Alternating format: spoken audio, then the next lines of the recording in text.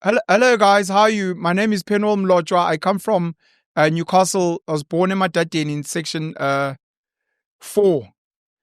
We haven't done pen and pin in a while. Aangename kennis, dames No, en it wasn't heren. your chance to speak. Kantuban. We haven't... Say mic check. Say mic check. Oh, kanti like a Nico professional. Sis, we can't even reach. Pen and pin 2025. So fair and shine. So spirit. I've got little arms. The T-Rex joke. T-Rex. Ron went. Where did he go? Yeah, that's not gonna land. No, they won't. People would have to see it. Yeah. I like people who have names that are like sentences. John went. Where did he go? T-Rex it. I don't know. Okay. Pen and pin. Let's try. You have to go above it. Ah, shit. Go above it. Pen and pin 2025. Boom. We've got Umzi Nosia Mangena here. I'm not sure if I can send a shout out to the lady. Shout out to Zenandi for being here as well. Thank you very much for being part of the crew. Shout out, guys. Mzi, I hope you're good. Sia, I hope you're good. Penson. What up? How have you been, bro? Hey, life. Adulting. Hey, I know life has been cooking me, but I'm participating. So I'm going through it. I'm swimming with the current. How does it feel creating content while having to like live a normal life? Because there's people that live to create content. Yeah. And they know how to switch it on. Then there's us who have like real life and real problems and real stress. And then you have to create content. Meanwhile, like your head is spinning. It's awkward. It's tough. It's tough. It's tough. Every day in simple things like what you mean, people want to engage you. At work, we were doing interviews a couple of weeks ago, and Muntu, like, as they walk in, like, hey, and I'm like, Ntanga, focus. We're here. Interview. Welcome to Penson and the journey. Yeah, but so it's different because I think people want a continuation. They want you camera you all the time. Yeah, and you're like, and my stuff is me ngempela vele, so it's genuine stuff. But sometimes I want to be talking about rugby. I want to be talking about gym. La. Yeah. When uzongibuza ukuthi, hey bro, what do you think about this? What do you think about that? So engage. Yeah. So it's been different. It's been a shift. The creating content and meeting people. Are you enjoying it? Net positive, net negative? Net positive, yeah. Definitely net positive. So you're still good?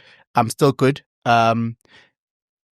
Khona insecurity a couple of years ago. Social anxiety. There's an anxiety that happens. And I was trying to explain this. When you walk into a mall, we all look at each other in the mall. Like people but it feels like people look at you that extra split second. Like when you see like an old actor from Isitingo and you just, because you're trying to place them. Yeah. You don't really remember really who they are, but you remember when I was in grade 6, I used to watch that lady. And people look at you that extra. Now you don't know are they looking at me that extra because they like my t-shirt? Yeah. Or they're looking at me that extra or they think your nails are gay. Or they think my nails are gay. Yeah. Or my nose ring is gay. Whatever. But it's that extra and you don't know, how do I, like a person looks at you for a bit, you want to greet and go, hola. Sure. By the time you look back, they're moving on. Yeah. So there's that weird anxiety dynamic with human beings. It feels like you're in a simulation. It's better when I'm walking with people. Yeah. Like when I'm walking, there's the family, there's the kids. It's almost like people will leave you a little bit. Then I feel, no. Yeah. But when you like alone, it feels weird. Imagine like super fame, because this is what drives people insane and paranoid. And especially international American celebrities, they speak about the idea of traveling overseas. Yeah. And how refreshing it is to be in a country where no one knows you. Because you become human again.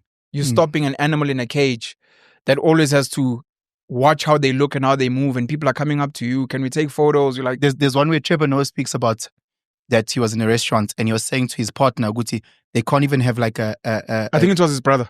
A heated discussion or whatever. Because from the outside, if someone takes a video and seeing them being animated, they're going to think they're fighting. Oh, his partner. Okay. Oh, Trevor Noah now shouting at his girlfriend or whatever the case may be. God, it's just what humans do. Like we sit in a place, we get animated, we speak about sport, we speak about this. So yeah. How are you doing? I'm okay. There's a Trevor Noah clip that I thought you were referencing, my bad, where he says he's chilling with his family and his brother, and someone comes up to him and they start chatting. Yeah, so your kids and the other day, what? This happened to us when we were watching the rugby. Hey, Mlotshwa. Yes, yeah. You know, your meeting friend. you at energy. Your friend. Yeah. Our friend. Let me tell you guys the story. Wait, no, don't tell the story. Don't tell the story. No, you can't tell the story. Relax. Okay. So Trevor's like, it's so weird people coming up to me, and his brother's like, that's because people have a relationship with you. They watch you every day, every week, and they feel like they speak to the TV and the what. You've just never met them. Yeah. But they've known you for a really long time. And that becomes like a dynamic. Because people don't come to say, hey, how are you? What? They start the conversation. So if you're talking about whatever's happening, let's just say Trendai, let's just say Elon Musk, if you're talking about that, old Indian men just approach you and the conversation just starts. So you think the Tesla stock is going to go up? Hey, Bali. Hey, uncle, what do you mean that the stock's going to go up? What kind? What do you mean the stock's going to go up, uncle? What kind, uncle? You're like, they just start the conversation. Sure. And now you need to now adjust and be like, yeah. I've had women come up to me with my kids and they say these inappropriate things like, Unababalo. Or they see me like with the lady. It could be any lady. Is this your baby mama? And I'm like, yes, this is fucking beach. Like, why would you? That's why I cut the boys' TikTok after a while. Because we're walking into... you cut it? I stopped it. So you've stopped now? No, we back now. Because they're a little bit older, so we had the discussion. So we in Pick and Pay, we're walking, and this one lady literally goes to Ntans and grabs Ntans. I do nothing. I do... Randomly. Jeez. This boy's just like... I'm being kidnapped. What's happening? And I go... Bring back Jocelyn Smith. Like, hey, Sissy, what's happening? I know, I follow them. Hey, they're so fun. Sissy? What accent is that? Huh? They're so funny. They are fine. I follow them. They're so funny. They're kids. Oh, it was an Afrikaans lady. It was a lady. Oh. No, it's not about race. I follow them. They're so funny. They just make me laugh. Oh, that's how the Indian lady was speaking. No, I'm just saying. The white lady. No, just people speak like that. Oh. Yeah, people just speak. It's just different accents, you know? CMZ, you guys are good, generally? We're healthy. Healthy? Yep. Z had a situation recently. I don't know if you want to speak about it on or off air. I really want you to share. You want to speak about it quickly? Yeah. Hectic 99. So, what happened is, should I? Quickly. Yeah. Right. Let me just sum up. So I was involved. I almost got arrested. For statutory rape. Okay, this is serious. Yeah. Okay. So I met up with a girl, and with that girl we had conversations, and I then introduced her to theater. I was like, "Hey, can we go watch theater for some time?" But before asking that, I was like, generally like, what do you do and stuff? It's like, I do art. I'm a 19-year-old doing second year at Vert. So, how old are you? How old am I? Yeah. I'm turning 23. 23, and she's 19. Yeah. Okay. Yeah. Okay. So cool. We have a conversation. Then I tell her, the show is happening in the next 2 weeks, so just please be mindful of that within your plans. So a week prior, she tells me, yo, I'm not going to be available. I'm like, oh, okay, cool. Test week. Oh, I'm like, oh, makes sense. Then ghost, she was not around for some time. Then she came back, think when, like a following month, which is this month.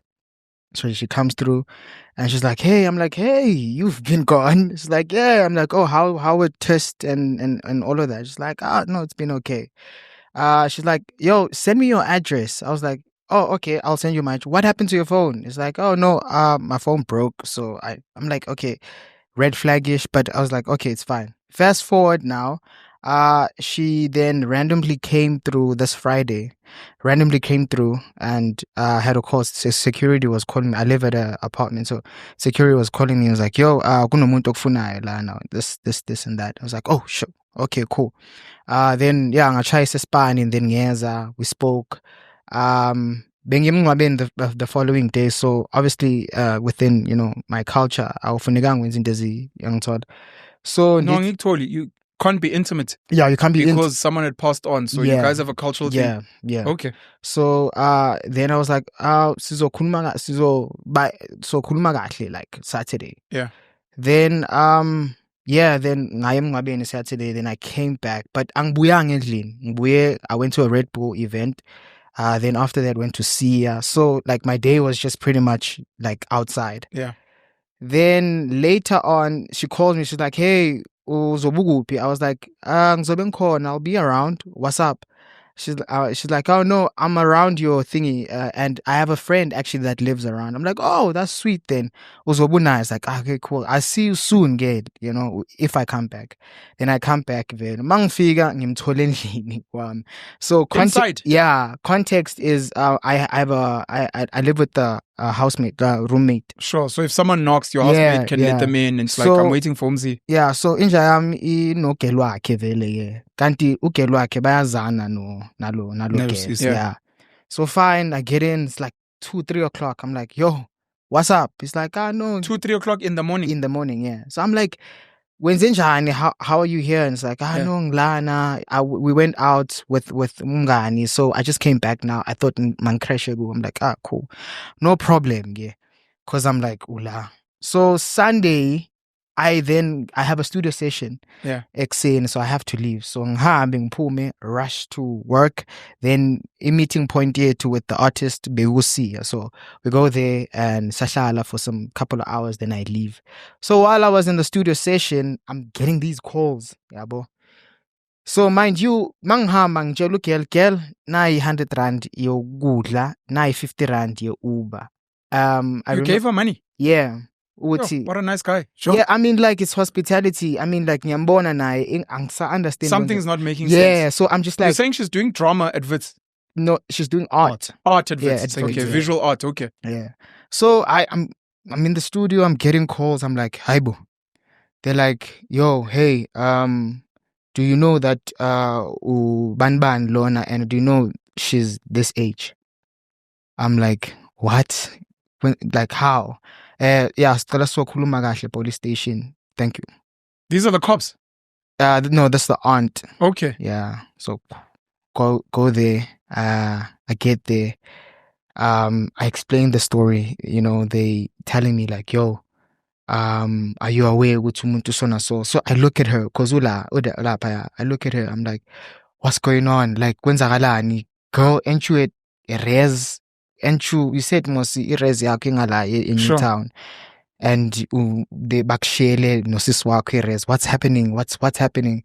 They're threatening me. They giving me the description of like this thing yenzile could take me up to 15 years and all of that. So I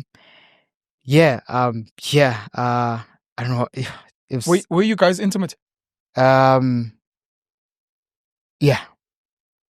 And you found out this girl is underage? Yeah. She lied to you? Yeah. Did anything happen, or did this end up being let go of? Yeah, it was let go of. Yes. Because she was lying even within the cops. The cops were like investigating her, and she was like lying about her age. And apparently, yeah, she was somehow, like... Not sure, like upstairs, apparently. Like what's the lesson for you? The lesson was, the cautiousness of actually knowing somebody, like actually, taking thorough caution. But how would you have done things differently? This girl is doing second year at Wits. She's telling you she's 19. How would you have done things differently? I mean, the overall experience is just like the literal, like, yo, please show me your ID, yo. That's you now, moving forward. Yeah. I really like you. Can I just see your ID? Just... So, yeah, left me traumatized. I had I'll show you the text. Like, show me a text of like, hey, so sorry. I'll send you I'll come through and show you my ID.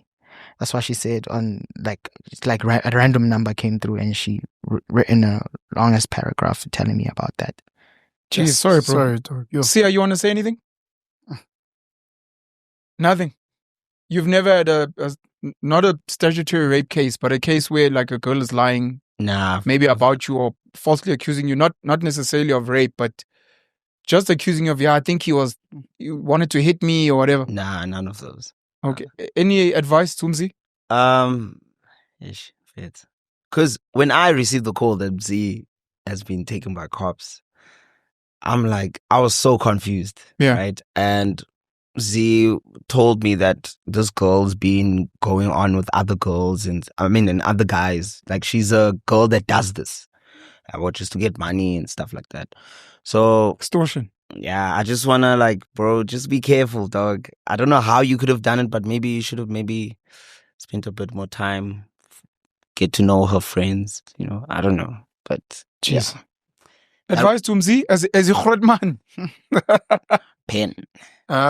It's We've had situations now. We've had Nota, we've had Java, and recently even with Amanda Black, another link to Java. Luckily, Amanda Black came out and said there's no such thing. But we had Lady Zama, and we're not saying it was a false accusation, but she accused him, then withdrew the case. We had Nota's story with, I think the lady's name is Etumeleng. She opened the case. I think he was arrested.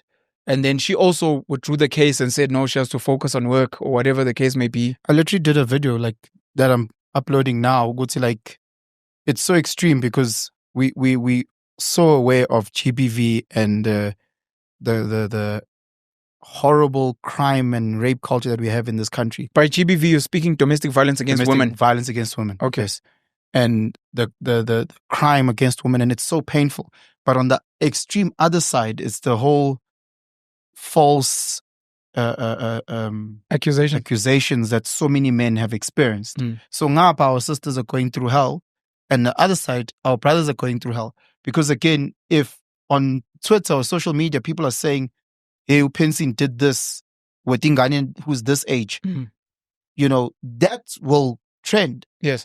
And how things came about, the fact that I met her at a varsity and she was there playing netball and I saw her, she was in the under 21 team, but they fetched her from a high school type of situation to go and fill up numbers. Or I met her at a res.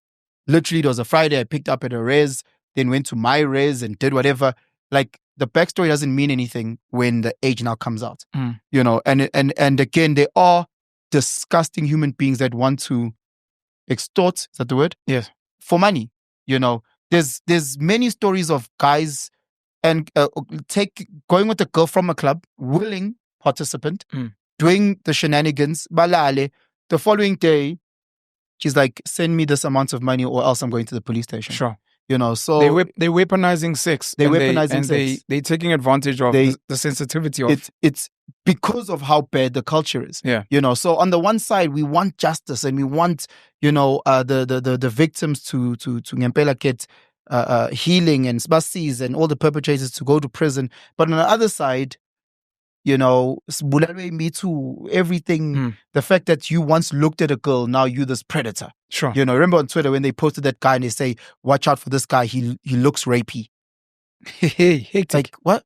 Imagine seeing your picture trending on Twitter and someone saying, watch out for him, he looks rapey. Yeah. I look... that's a form of defamation if you could find out who started that thing. But I think it was that whole an anonymous thing. You remember when they were posting people's names and stuff? I'm a list. So from accounts with no faces and no real names. So in terms of advice, brother, it's a really, really, really, really tough one.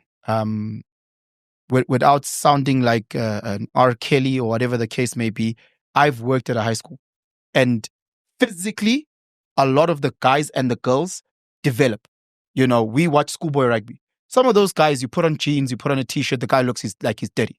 Some of the ladies, as young as they are, they see you put on jeans and a t-shirt, you see them at the mall, you'll think she's 25. So it's not hard to believe someone who says they're 19 in second year. It's really not. And if you're like, but you can see a 16-year-old girl, you can see a 15-year-old girl, go to school events, go watch school sports, and then tell me how confident you feel after the day of watching boys rugby or girls hockey or whatever the case is. But you could actually, in a club, after drinking, with the lights and the makeup and the weaves, be able to say she's not 18, she's 16. You won't. It's a tough one. So I don't know how you could tread lightly, bar, as Lucia was saying, would you just take time to get to know her? Because eventually you will start reading through the lies. You'll start picking up her friends. You'll start seeing Guti. You'll start asking questions that the average Wits person might be able to answer, and then she might then start slipping up. But it's a tough one. Sorry, Mzi. Sorry, bro. Other names: Toles Mo, DJ Fresh, DJ Euphonic. Yeah, there've been a couple of guys, man, who've been caught in this quagmire at various levels. The important thing is to try and vet as best as you can. So to what you see us saying, before you decide to get intimate with a girl, even if you meet her at a club, which I'm not a fan of. I'm not a fan of hookup culture. You pick up a girl somewhere, you don't know who she is. Never mind being accused of stuff. You want to wake up in the morning, butt ass naked, your things have been stolen. Yeah. Because it may not be her, she might be working as part of a syndicate. She might drug you. You might find yourself being trafficked as umjit, and you don't know what's going to happen there. You might find yourself being with someone else's person, and all of a sudden, there's a knock on the door, and Amachita saying, "When umuntu am," now that's opened up a different can of worms. So now you're being shot. So try and what you see I was saying, man. Try and before you get intimate with a girl, see if you can meet some of her friends. See if you can try vet where she's from. I know like words are easy. Like I go to Wits, you're like, oh well, we're kind of in the vicinity, so it makes sense. Only because we're living in an age now where women can also be predators. And it's said that many of us need to experience this. Many guys need to see other guys going through this to be vigilant. Sadly, many guys are still not going to be vigilant. But we still have to send the advice out there. The same way we'll advise girls. Don't go home with strange guys you don't know. Don't go home with a guy and you haven't sent your friend's location. How are you planning to go home after the club? Do you have money for an Uber? No, I'm sure I'll find. You're asking for trouble. Why are you dressed like this? So the way I'm dressed, I'm like, this is not me. I'm telling you how monsters move. I don't love eating chocolate cake, but I know that little fat boy there. You put a slice of chocolate cake there, and you turn around, you might find yourself with no chocolate cake. And I'm telling you, we know guys out there. We know how they salivate when they see ass cheeks coming, leaking out, and cleavage and those things. So we're in that age. We're there now. The same way women are scared of men doing things to them, men should be scared of women taking advantage of them. So guys must be more vigilant. Who are you? Where are you from? Why do you want to go home with me? Where are your friends? To a point where, as stupid as it may sound, like, send me a text. Like, if you want us to be intimate, text me. Come on, that's weird, dude. You're like, dude, we live in an era now where niggas are getting in trouble. And if you don't want to do that, it's chilled. I know it's weird, but unfortunately, I don't want to be a statistic. I don't want to be accused of things. Before you ask your question, I remember I was called a rape, not apologist, but umuntu or pusher rape culture. What's that called? I don't know. Because when I was a senior student at Res, I'd always say to especially to the juniors, make sure, Uguti, when you guys are chatting via BBM, whatever, Uguti, you guys conclude what she's coming for. Sure. And then ask her if she can bring the condoms. Ask her if she can bring the condoms. And I'm not saying, Uguti, that now will mitigate or you are not a rapist. And it doesn't mean you didn't violate her. It doesn't mean that you didn't violate her. Yeah. But things like asking her to go down on you. Asking her to put the condom on you, asking her to get on top of you. Again, if she is that predator or she is trying to violate you, let's say she's just purely lying, now at least you guys had a conversation about having sex. At least she brought the condoms. At least she can say, yes, I did go down him. Yes, I did. She took her own clothes off. Silly little things like that go a long way. She took her own clothes off. So again, it's painful because we are aware, Guti, many of our sisters are being violated and there's a lot of crime against them. But at the same time, there's also brothers that are being taken advantage of. And the saddest part with statutory is the girl could be like, no, but I like him. I love him. I wanted to be with him. The law's like, we don't care. You're a child. You can't decide. Is there anything that protects people that are falsely accused, like legally? I don't know. Yes. As in, like, for statutory. So things like lying, I know we joke about this document. An affidavit is actually like a legal document. Like, you're talking about statutory rape. He's speaking about if someone's lying for whatever reason. No, so I'm saying on this topic, like this Javas, the whatever, is there anything like that protects? I'm not going to say men only. So if someone but, opens a case of rape, for example, yeah, and they write an affidavit and they take a statement or whatever, and it comes out that you didn't do it, you can sue her for defamation. You can sue her for, I don't know if perjury is in the court or criminal injury, but she literally lied. And that's a crime. How hectic the punishment is then up for debate, because But many people want the punishment to be at the same level. And I don't think it's there. But have you seen how some of the people that we've seen on social media, they might not go open a case. And even in their words, when they post these things, they won't say Penwell did this, but they'll allude to it. You know, if you can prove it. If you can't prove it, you don't have a case. And then social media. But if media, she says your name and you know her name, you can sue her for defamation. You know, but I think I'm saying, some people are very strategic in how they place it. That podcaster with the millions of kids, you know, they won't say rape me. They'll find a way. Sure. You know, and then social media will do what social media does, and then they'll make it into this monster where you'll say, but I didn't say he sexually violated me. I didn't say I just said this guy. There's no recourse to that. You know. And you're saying it's strategic, but this is how the law works. Anyone who is strategic, man or woman, they work around these things. Sure. Which is why we have lawyers, they debate, they discuss, and that's why these cases are so sensitive. With that whole ladies Amating, now he's not getting booked. Well, at that time, 2018? Whatever the case was. She was like, I'm not getting booked, you know. And you think about it, if you're a manager or if you're trying to run a campaign with him to do an ad, as an example, you know, and he's part of the final 3 that you have. You have to take him off. You'll take him off. There's nothing wrong with taking him off. He'll never know about it. But there's nothing wrong with it. It's crazy though. Yeah, it's crazy because now we're here. But what if he'd been found guilty? They went through the process. There's also a corporate company that we were shooting a podcast for here at AMP downstairs. Yeah. And we wanted to put specific person. Yeah, specific person on there, and they were like, nah. It's called reputational risk. And I hate that. And look, they have a right to. They have a right. I hate that brands, events, whoever can be like, hey, bro, hey, I don't want this heat. And you're like, but I haven't been found guilty of anything. There's a process, or I've been accused, or I'm just trending on Twitter. And it's like, that's fair, but there's just a reputational risk. I hate it, but it's there. And because again, if you're found guilty tomorrow, it's going to be like, also, you guys knew there were accusations, but you still carried on working. But I'm saying I haven't even been charged of anything.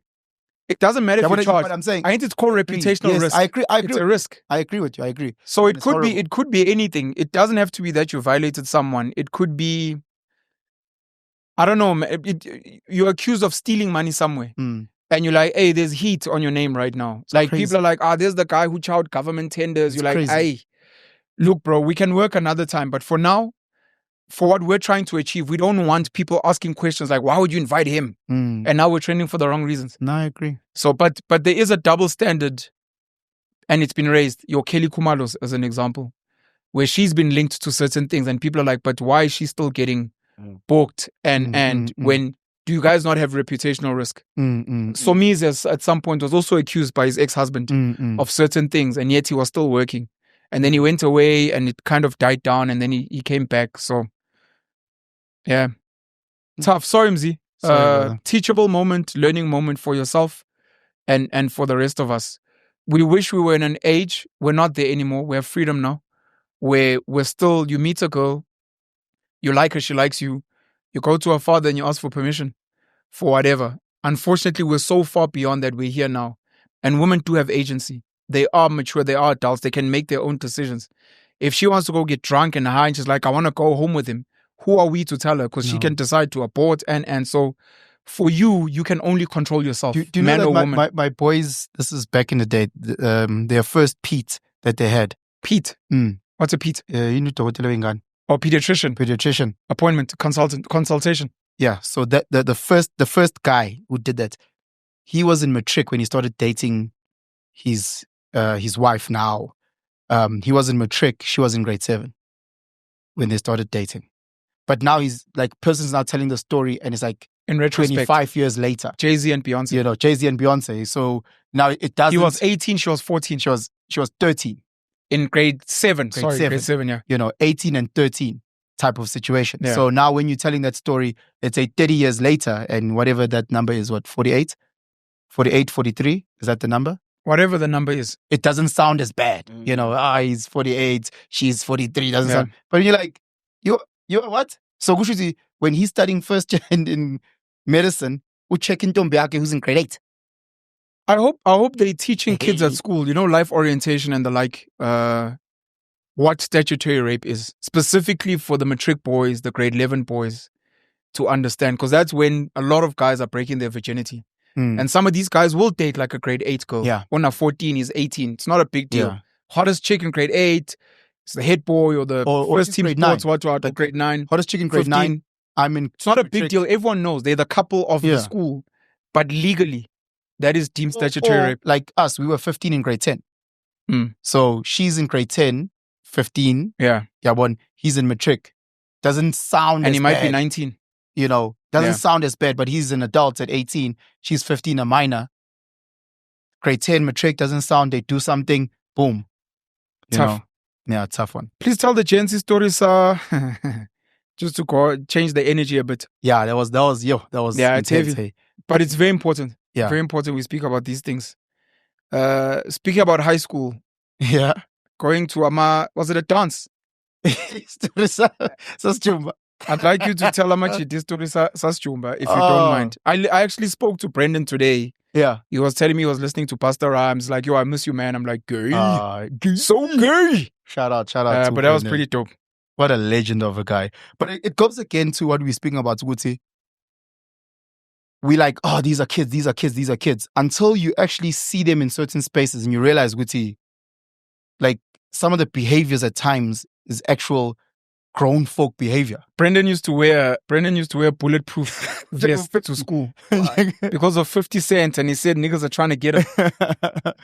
And I remember another guy, Ukolani, actually his father was a police officer, came to school with a gun. Yeah. I know many stories of kids whose parents are cops or whatever, who steal the gun because it's a cool thing. Like, hey, say I've got a real gun. And you know, because kids are stupid, it doesn't even have bullets. Let me show you, Ntwana Yam. And I snitched on a guy that doesn't even shoot. This is not a real gun. I snitched on a guy, and I won't say his name. We were in grade 10. We were in the physics class. He wanted a certain girl. Ne?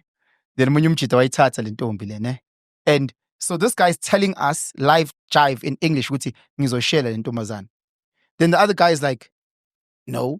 When are you a loser? You're not going to get that girl. I'm going to get that girl. But you don't like her. Doesn't matter. I don't like you. So I'm going to get this. Boom. So he gets the girl. AMG gets angry. Following day, he comes to school with a steak knife. Remember when Spur had those collectible steak knives? Yes, he had it. And this guy is shaking how angry he was during, like, so he's sitting in physics, first lesson. And he's like, I'm like, and he's shaking, like you can see what you. I'm like, oh, I need to go to the bathroom. And then snitch mlotshwa. I tell the teacher, I was like, no, this guy.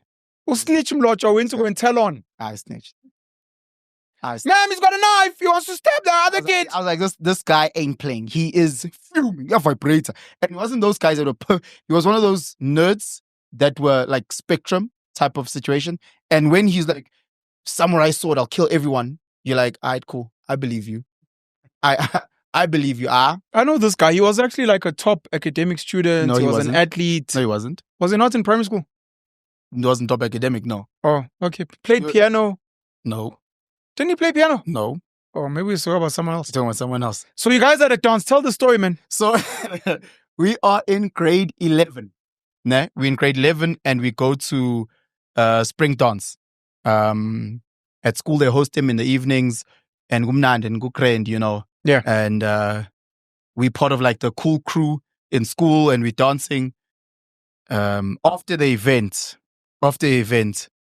we're now chilling outside of the school. Abantu balinda to get picked up, my takes, whatever, but it's late at night. And Konintwana, who's in grade 8, who is affiliated with taxi owners and drivers. Oh, grade 8 taxi mafia. Grade 8 boy. this guy used to come to school whenever he wanted to. Yeah, like why super? You ain't on a super, and he used to threaten the guys that threatened the matrix. You know those guys, but he in one, and he said something to one of Amachita. I think he In said grade 11. In grade 11, but he said something like a big word about this guy's mom, whatever. And the grade 11 boy smacks him. Shang him palm. Standard procedure. Grade 8 boy, Grade full 8 of boy, shit. Talk about Vutang my him mom. palm. Shang him palm. He's stressless. Donna goes, picks up the phone. Next thing, sekfika ma text side 2, boy. This is late at night. This is like, let's say, past 10. Tina start chilling. You know that thing outside the scale, start chilling. I figure my text side 2. Chilling is about, I don't know, as a machita, sometimes by 15. Yeah, when it's grade 11, so it was 10. I figure like I'm a man 4. Apumeso. Not like guys in their 20s. Guys either late 30s, 40s. But dal. I figure chilega so. Here's funus ban. Yabo. Stool is a buarrange. Yes, lento that arrogance. Hey, it's a sunu ban. Tamachita sunbanan. High school kids think they fucking rule the world, boy. So na, amachita relaxile kanje. Hey, the one guy shine pop. It was like, peace. We just sabar round. Like, what's your down? Says shower 2 feet. Are we knocking these guys? What? One guy pulls out a gun. Boom. Hectic. Pulls out a gun. That's when the balls shrunk. Boy. From big balls to little mincemeat balls. Boy. But this girl is value. Hey, I'm just so get move orange. This guy with the gun is looking for any guy who shine palm. Violence is so quick. Tina says I pig at teen. Hey, when no fuck next mina. Lapo you were there. Fuck kick. Stomp on his neck, boy. Stomp the yard. No madum. Hey, mina madum. Now we panicking. Ne? This guy is wanting to come across what you are squatchy. Other guys have run across the road. Oh, Brendon, is across there. Oh, Chumba King. Chilling with the chick, just chatting to this chick. One of these Talala grade 8s is telling Brendon, Uguti, hey, your boys are in shit there. They're about to get shot. These guys that are collecting, giving them slaps for free. Tina says, Saba, bro, we are in the freezer. I let it and no reason. Tina says, squat, hey, Sasaba. Sizwa umjida ethi amajida kabani? Yes, as he comes around. This is the time of 50 Cent and DMX, boy. The guys told us to chill while they're talking to this grade 8 who's in the taxi. So the 4 of them have gone into the taxi to go find out. But in Nhlonipho. Not here applies because we're waiting. Mince meatballs. Yeah, now it's serious. Ubani, ufunani. So now Brendon is coming to us to ask what the situation is. Where's it? He's in grade 11. Goes around. Ne? The one guy comes out. Brendon, without even asking, throws the ntanga, wanting lowest palm. Oh, because Brendon used to lift heavy weights, by the way. Lowest palm. Close, bavala, the windows. Amafastela, nomnyam. Brendon goes around. Now says I'm landing. He's arrived. Ushaya it takes. Yeah, why not? Pumala. Ubambi takes wheat. He's trying to open the door.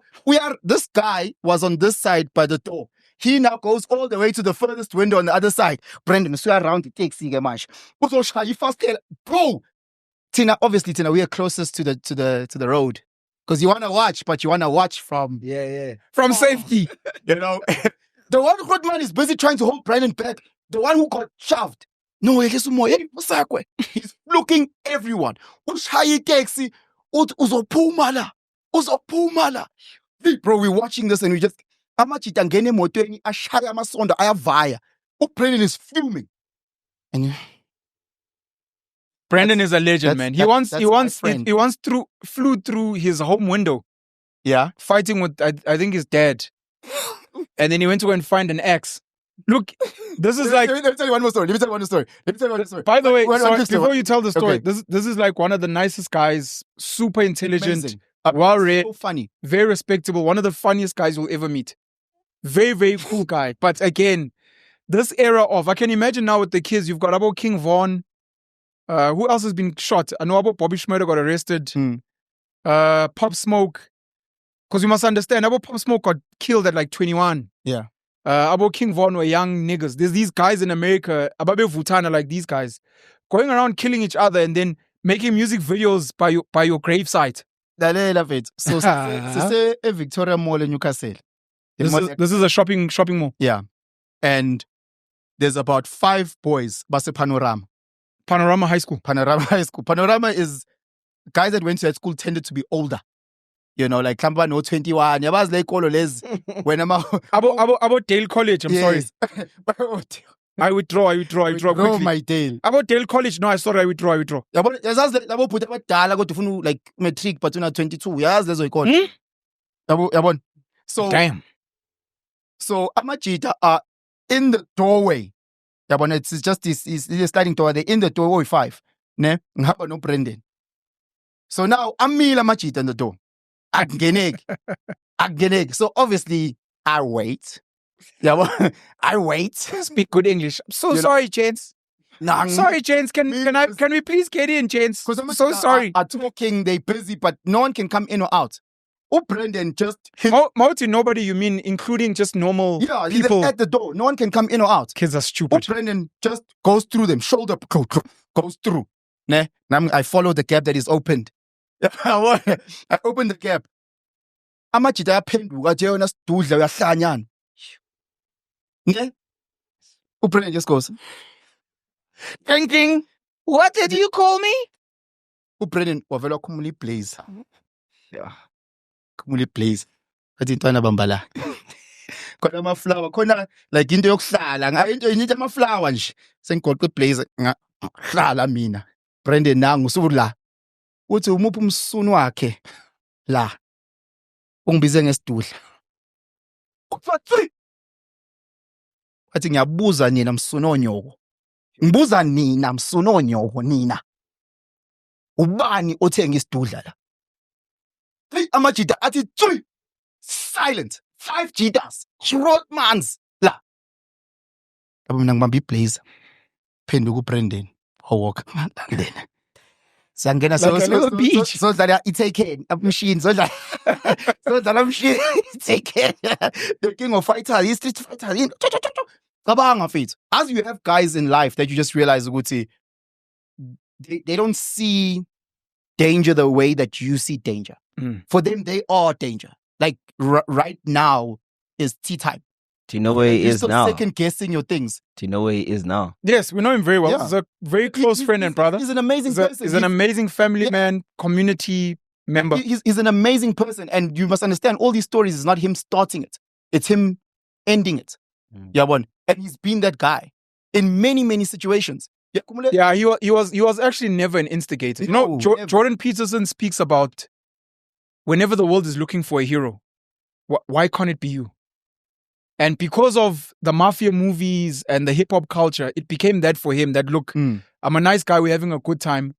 I will not be the guy that when I watch one of my boys being violated, will just keep quiet. No, he never. I will fucking burn bullied. everything down. He never bullied. He wasn't a bully. There's banter, he'd make fun of chains, like amachita, like Guarana. But outside of that, like he'd never bully. But if you are in a tough situation, he was the first person you'd call. Superhero. He was a superhero. I was in a car fit with a very close friend and brother as well, Unkunz Malanga, Nhlonipho. He was the best. He was the best fighter in town in my matric year. Played football. He was first team soccer captain at his school. Weighed 105 kgs. Not fat, like pure human muscle. Yeah. He used to always be called, especially when there were racial fights. If ever someone said there's a white boy beating, they'd call him from class while he's studying. But I was with him in a car. This is years after high school. And then I'd see Penson do the same thing where a taxi here in Joburg would overtake him in a way where you're like making us drive uncomfortably.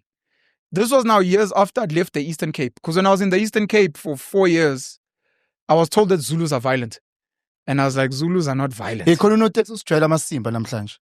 ngaze ngiyaphuma ngathi uyahlanga wena udakiwe wena. So you still have Drives away. You still have this thing. Vele upaka phambi ngavele ngathele nje. Mangi this guy hits imoto. So Ushaya imoto boy. Uzwe esikhathi angayimisa ngaphuma. Manje ngathi uyahlanya ngithi angithi ngiyabona sethu ngithi mise. Mangithi ngiyaphuma washaya wavaya. Hey, this is how Zulus become violent. Ngingasodli breakfast if zazi ngempela inhliziyo yami yavile nje. Angikwazi ukudla leqanda engidlayo ngisengikwatile ngine taste. Usukushaya iqanda. Ngiyalifonqoza ngililo. Ngithi njengenthongo. Ngidla iqanda lebacon ngitafuna. Yes. Yo ngikhiphe namhlanje mfethu. So this guy Nhlonipho does the exact same thing, bro. And this is how violence happens. It's such a quick thing. The taxi does that. He stops it and just like Brendon, he shakes the taxi. He's like, Puma manjela. Because a lot of these taxi guys, the Zulu guys, and if ever you grew up with some of these people, it's people you know. It's like a police officer. A police officer is not imported from Russia. It's a change you went to school with. He was in grade 10. He wanted to study something and didn't work out, so he ended up becoming a cop. So sometimes it's that. And that's where the violence comes. Nabugi Tamil like getting out of a taxi. I don't know what the taxi driver was doing. He got out of the taxi. He went around to the driver's side.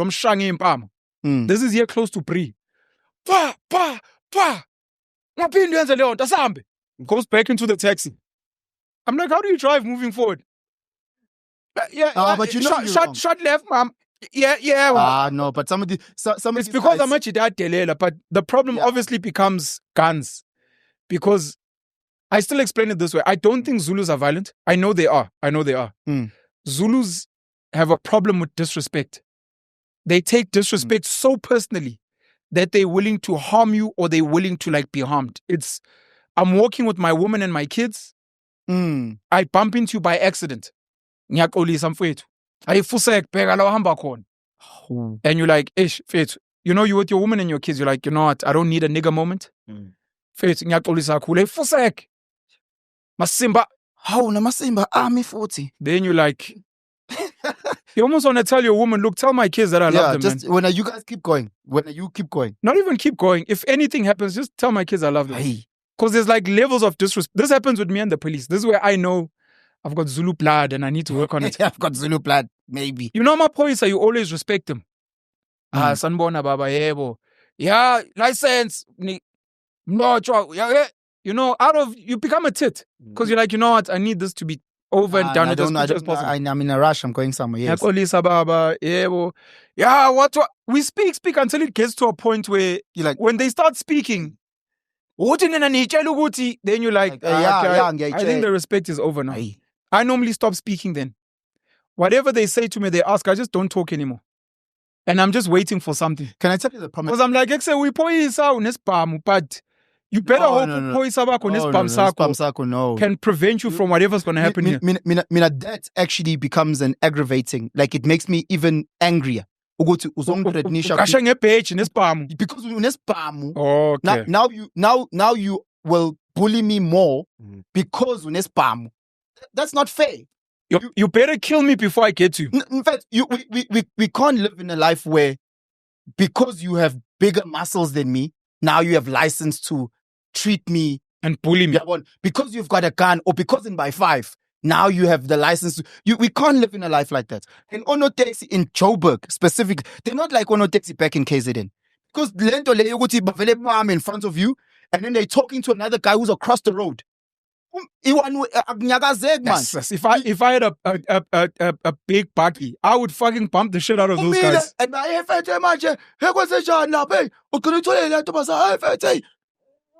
Why don't you do that back at home? You won't do that back at home. Yeah, they live on that thing of people being scared of. You live in Joburg, because in Joburg you can bully people.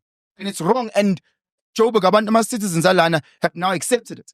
Because bathi abazostobola bazo wena uswadutshwa no taxi lo. Why are you getting angry? No, because abantu bazocasha behind. Hey khona ama-owner ahlonishwayo. Hey, relax. Okay, ngiyaxolisa. Sengehlile. Take a deep breath. Yes, this is what happens with Zulus, boy. Next thing, someone's dead. Because of this exact thing. Because asabwell. Sabe khona i-owner esihloniphayo yabona mhlawumbe i-owner esisabayo Yabona. Sabu ubabs banban, ubabs banban. When you are an employee of ubabs banban, doesn't mean good now you can now disrespect a band. Sure. Yabona. When your job is to actually increase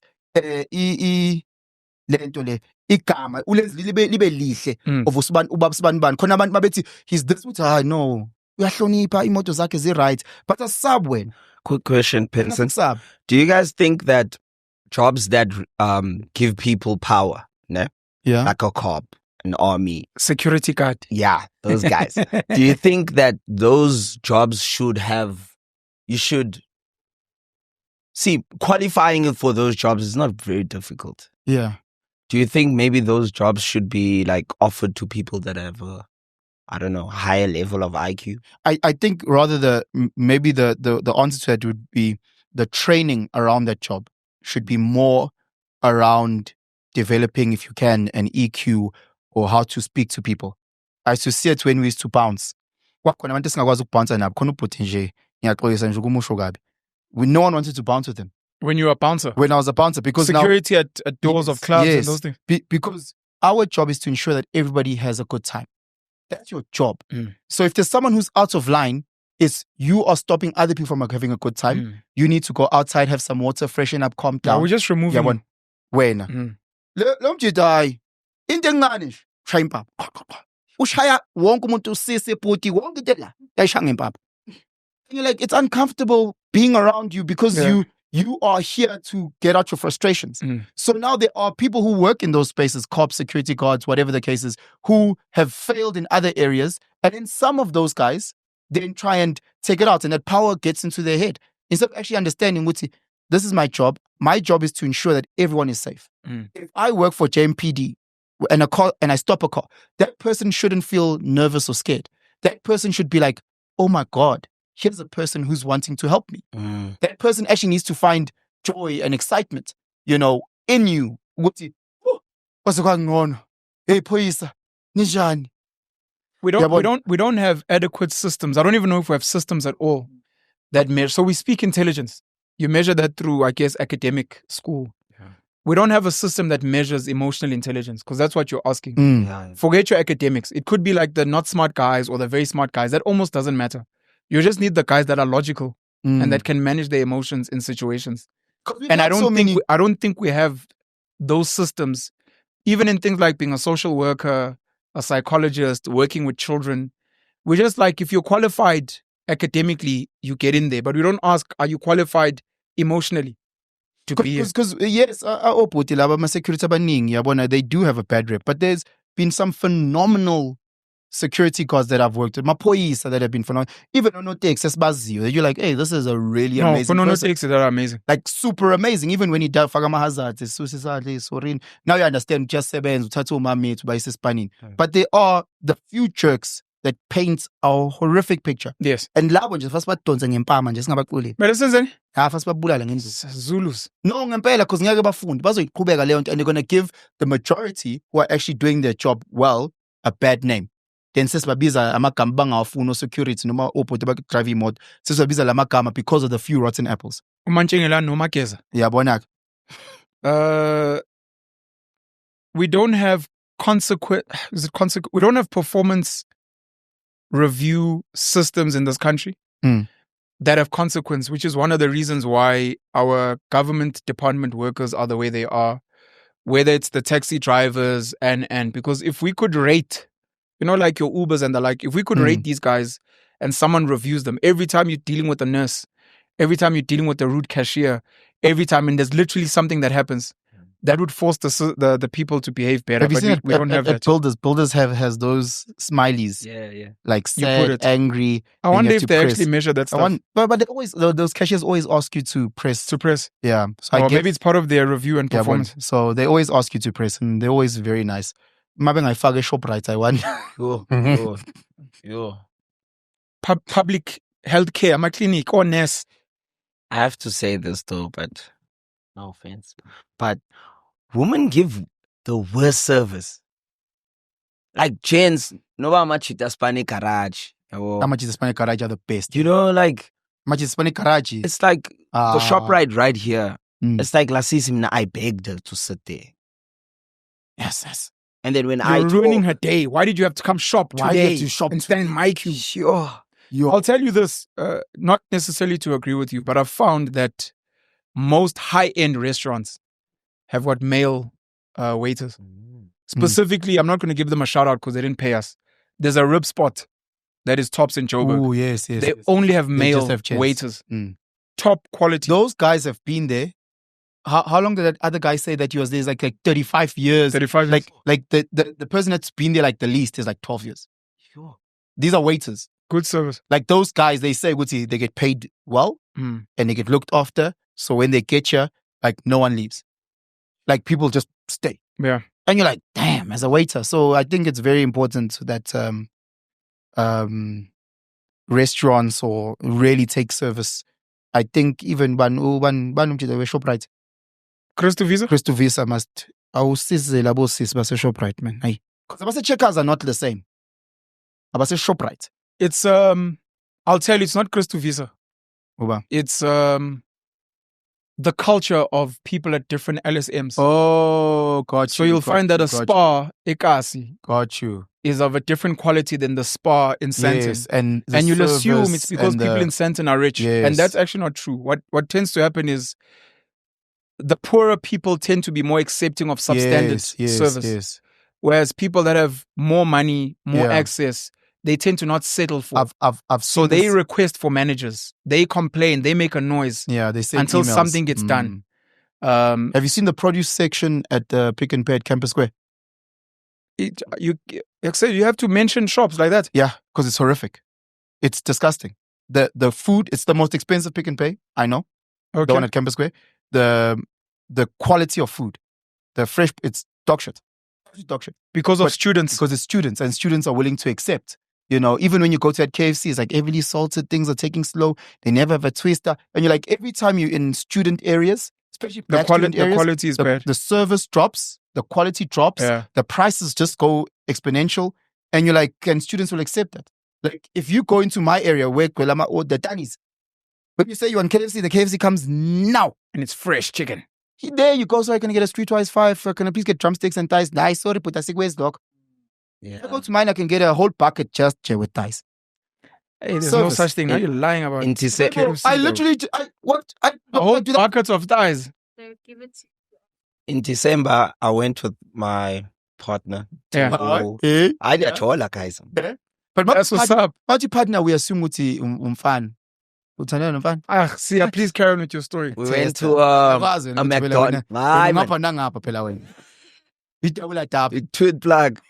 Between black. Yadlana wena mnganami. We went to a McDonald's eGugulethu in Cape Town. And there was no cheese. They told us that we don't have cheese. Yeah. So we're going to give you your 5 rand back. Hey, that's dope. So that mnandiambe. Yemasomalian, the thing cheese. It's nice. But that's dope. I'll take that. No, but I'll tell you, that's as long as you dope. give me my 5 rand back. At least they were communicating. This is how you rate a business. Yeah. They communicated and they were willing to do something. A lot of other shops will just tell you we don't have. Tough. Yeah. You're not compensating me with like an extra packet of chips Yeah. or anything. So shout out to them and sorry about do the situation. you know when I it's probably changed now, but when I first went to the KFC, this is also understanding your market and understanding the people around you. When I went to the KFC in Nkandla the first time, I ordered a twister and the lady was like, nah. What's that? I was like, sorry, can I get a twister? Like, nah. I was like, the only thing that wasn't chicken that they have was Colonel Burger. Oh, the Colonel. Colonel Burger. Outside of that, don't ask for a box master, don't ask for a twister, don't ask for nothing. It doesn't make sense. Their market doesn't You want- realize, they understand their market. Mm. They understand their market. Yeah, in my hood also, the KFC, they only has chicken. Sure. Yeah. There's no like smoothies, you know. Yeah. For who? But now if I own the franchise, I wouldn't. Yeah, It makes sense. The stuff is gonna go off. Yeah, you need to know, Guti, who am I selling to? Yeah. I mean, I can tell you exactly the LSM. You can put me in any Pick and Pay. Just put me by the fresh produce and by the cheese section. That area. That's the dairy and the and the deli. yes. Where you find chicken, Yes. chicken, Close my eyes. kung fu chicken. put me You must know. in any Pick and Pay anywhere in the country. Just put me by, even if you just put me by the fruit and veggies. I mean, not just the deli. If I see Kung Fu Chicken and I see Spindi and I see Stambo, oh god, there you go. I'm like, I know who buys here. Yeah.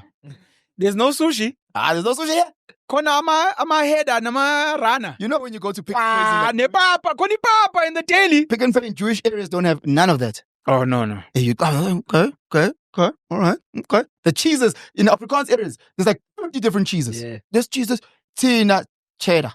Oh, siyabazi cheddar ne gouda. Phela, gcina lapho. That's true. Melrose. Yabon, unholy, Melrose. Outside of that, nothing. Connects ogun. I'm no longer Zulu. You are a proud Zulu man. As far as I know. Hold on. We trans in it. Let's have a fat laugh. This is how abafana bethola impama. Bathola kanje impama kweyisa. Hey.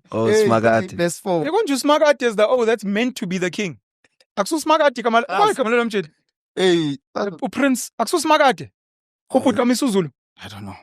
Prince But there was also a Smagati. bit of Huh? A A bit of what? Higgy Haggies there. AmaZulu adelele. So imagine we trans ba. You are a proud Zulu man. You are trans what? You were where? Awume You are thabo no besta. longer. Ngisabuza la. You tell best. Yabo between me and you. Abantu mabengasondela babuka inwele zethu. Because import abafakile abantu. Rando. Kahle kahle, where are you from? Kahle kahle. Abantu babhala my friend. Nang. Okay, yeah. You're no longer Zulu. No thabo besta la ubhizi ya podcast ngaboshiwe. Yeah, you're no longer Zuluini.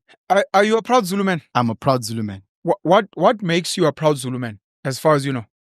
So I'm a proud Zulu man in how I define the modern Zulu. So There's a modern Zulu. yeah, well, asibona oshaka sigqoka amabheshu uyabona living le yabona esandlwana, you know. So You decided that by yourself. no, I just think culture is a living thing, you know, and I think it changes with time. But you decided for yourself that there's something called a modern Zulu. Like it wasn't guess announced so. anyway. No, it wasn't announced. You just anyway. decided I'm a modern Zulu. Yes. Okay. Well, much like before Oshaga put everybody together, what were the people before then? What did they say? I am a? Ngumthetho, Yeah, so they weren't referring to themselves as part of a Zulu group. Then this guy brought everybody together, and then that history is debatable, but please keep it yes. moving. So then we became that, and then it's changed over time, you know. But there's many things that I identify within that culture, and then there's many things that I don't identify within that culture, Okay. you know. So because it's my life, I get to pick and choose, you know. What- much what- like feminists. Huh? What's this? I'm a feminist and up much. You know when people accuse me of misogyny, I think basuke beqala to where. Aren't you the misogynist? Do you know one thing that's that my annoys brother. me? The only thing That's my brother. When people think that I'm this guy's PA. Huh? People send me, hey, bro, please can you ask your brother to, hey, can you ask? Ukuthi babona kusanyoni.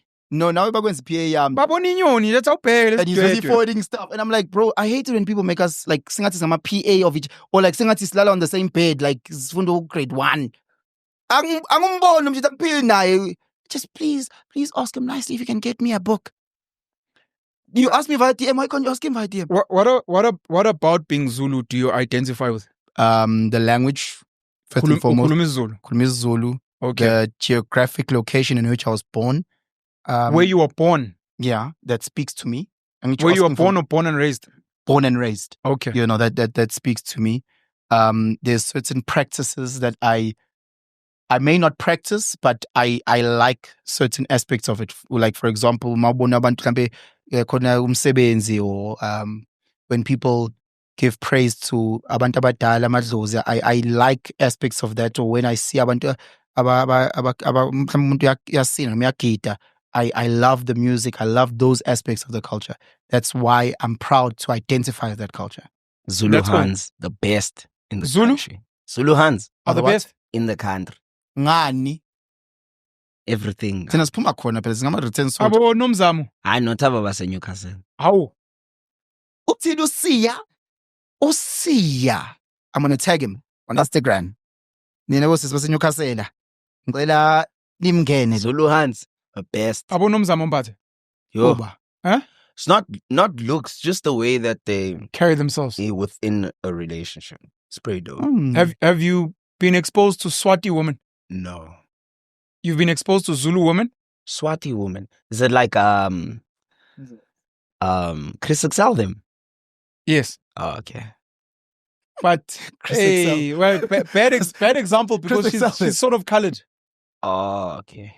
You haven't been exposed. Nah. You've been exposed to Zulu women and Xhosa women. Is your current partner And Zulu? who else? No. She's halfies. Half is what? Xhosa colored. Xhosa colored. Oh, what a boy. Yeah. So mina, I've only been with Zulu women, and now ngiyaqala to step out of what I know. Or Which now is we Zulu. trans. Now Papela. the transjola. Oh. I'm a transjol. Have you been exposed to still the, Makhaladi guys, ngiyacela ngingaya makhaladi ningatshoni namakhaladi. Huh? Yeah, I second that. Now you're second? Yeah. Yeah, but thina siphakathi kule nto sikhulumayo angithi. Yeah. Oh! You don't do that. Don't do that. I wanted to ask if you've been exposed to the most Sutu, Tswana, Pedi. Nah, the thing is, I just got to Joburg. So in Cape Town, there's only... So you're only comparing Zulu women and Xhosa women.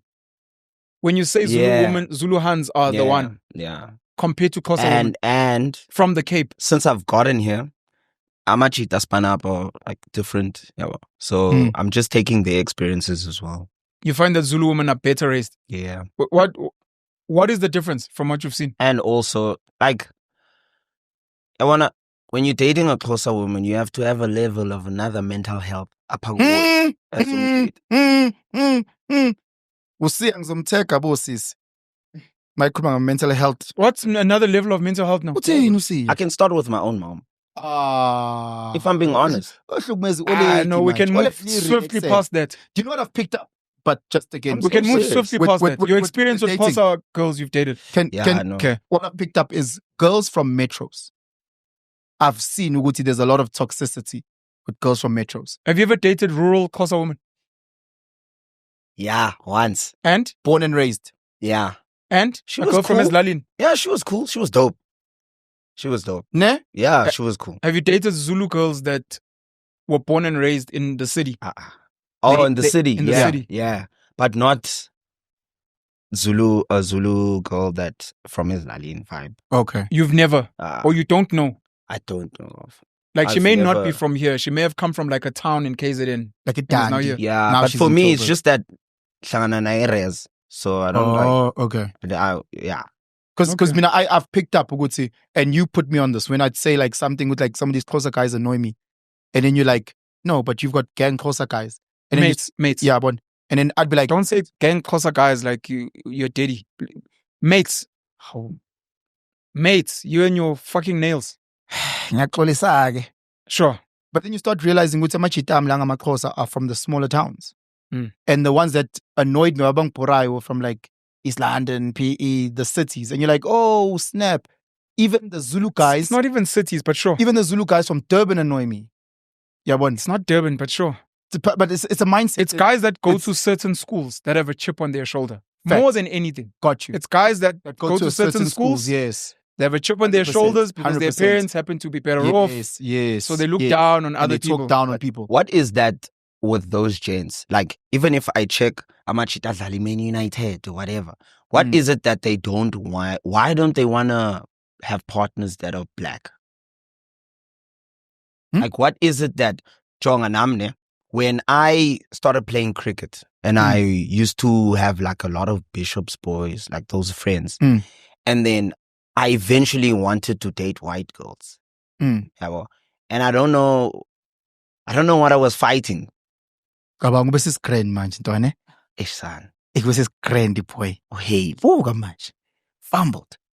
Yeah, no family shame. Oh, the boy. Men are the prize.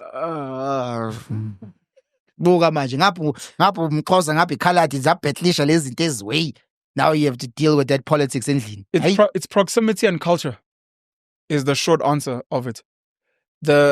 When you become specifically rugby and cricket as a black boy, you're in a specific space that has a specific culture and environment. And the type of females that are normally there tend to be white girls. The black girls don't necessarily generally go to rugby games or cricket My matches. dad hated it. And then, sorry? My dad Hated? He hated it. Hated what? the way I spoke. Sure. There was one day where my dad would never give me money if I'm shy chiscop. That guy. But anyway, so one day, tatimale yakhe, and then I go ask for money from my aunt. And you come over. Yes. Yeah. Yeah.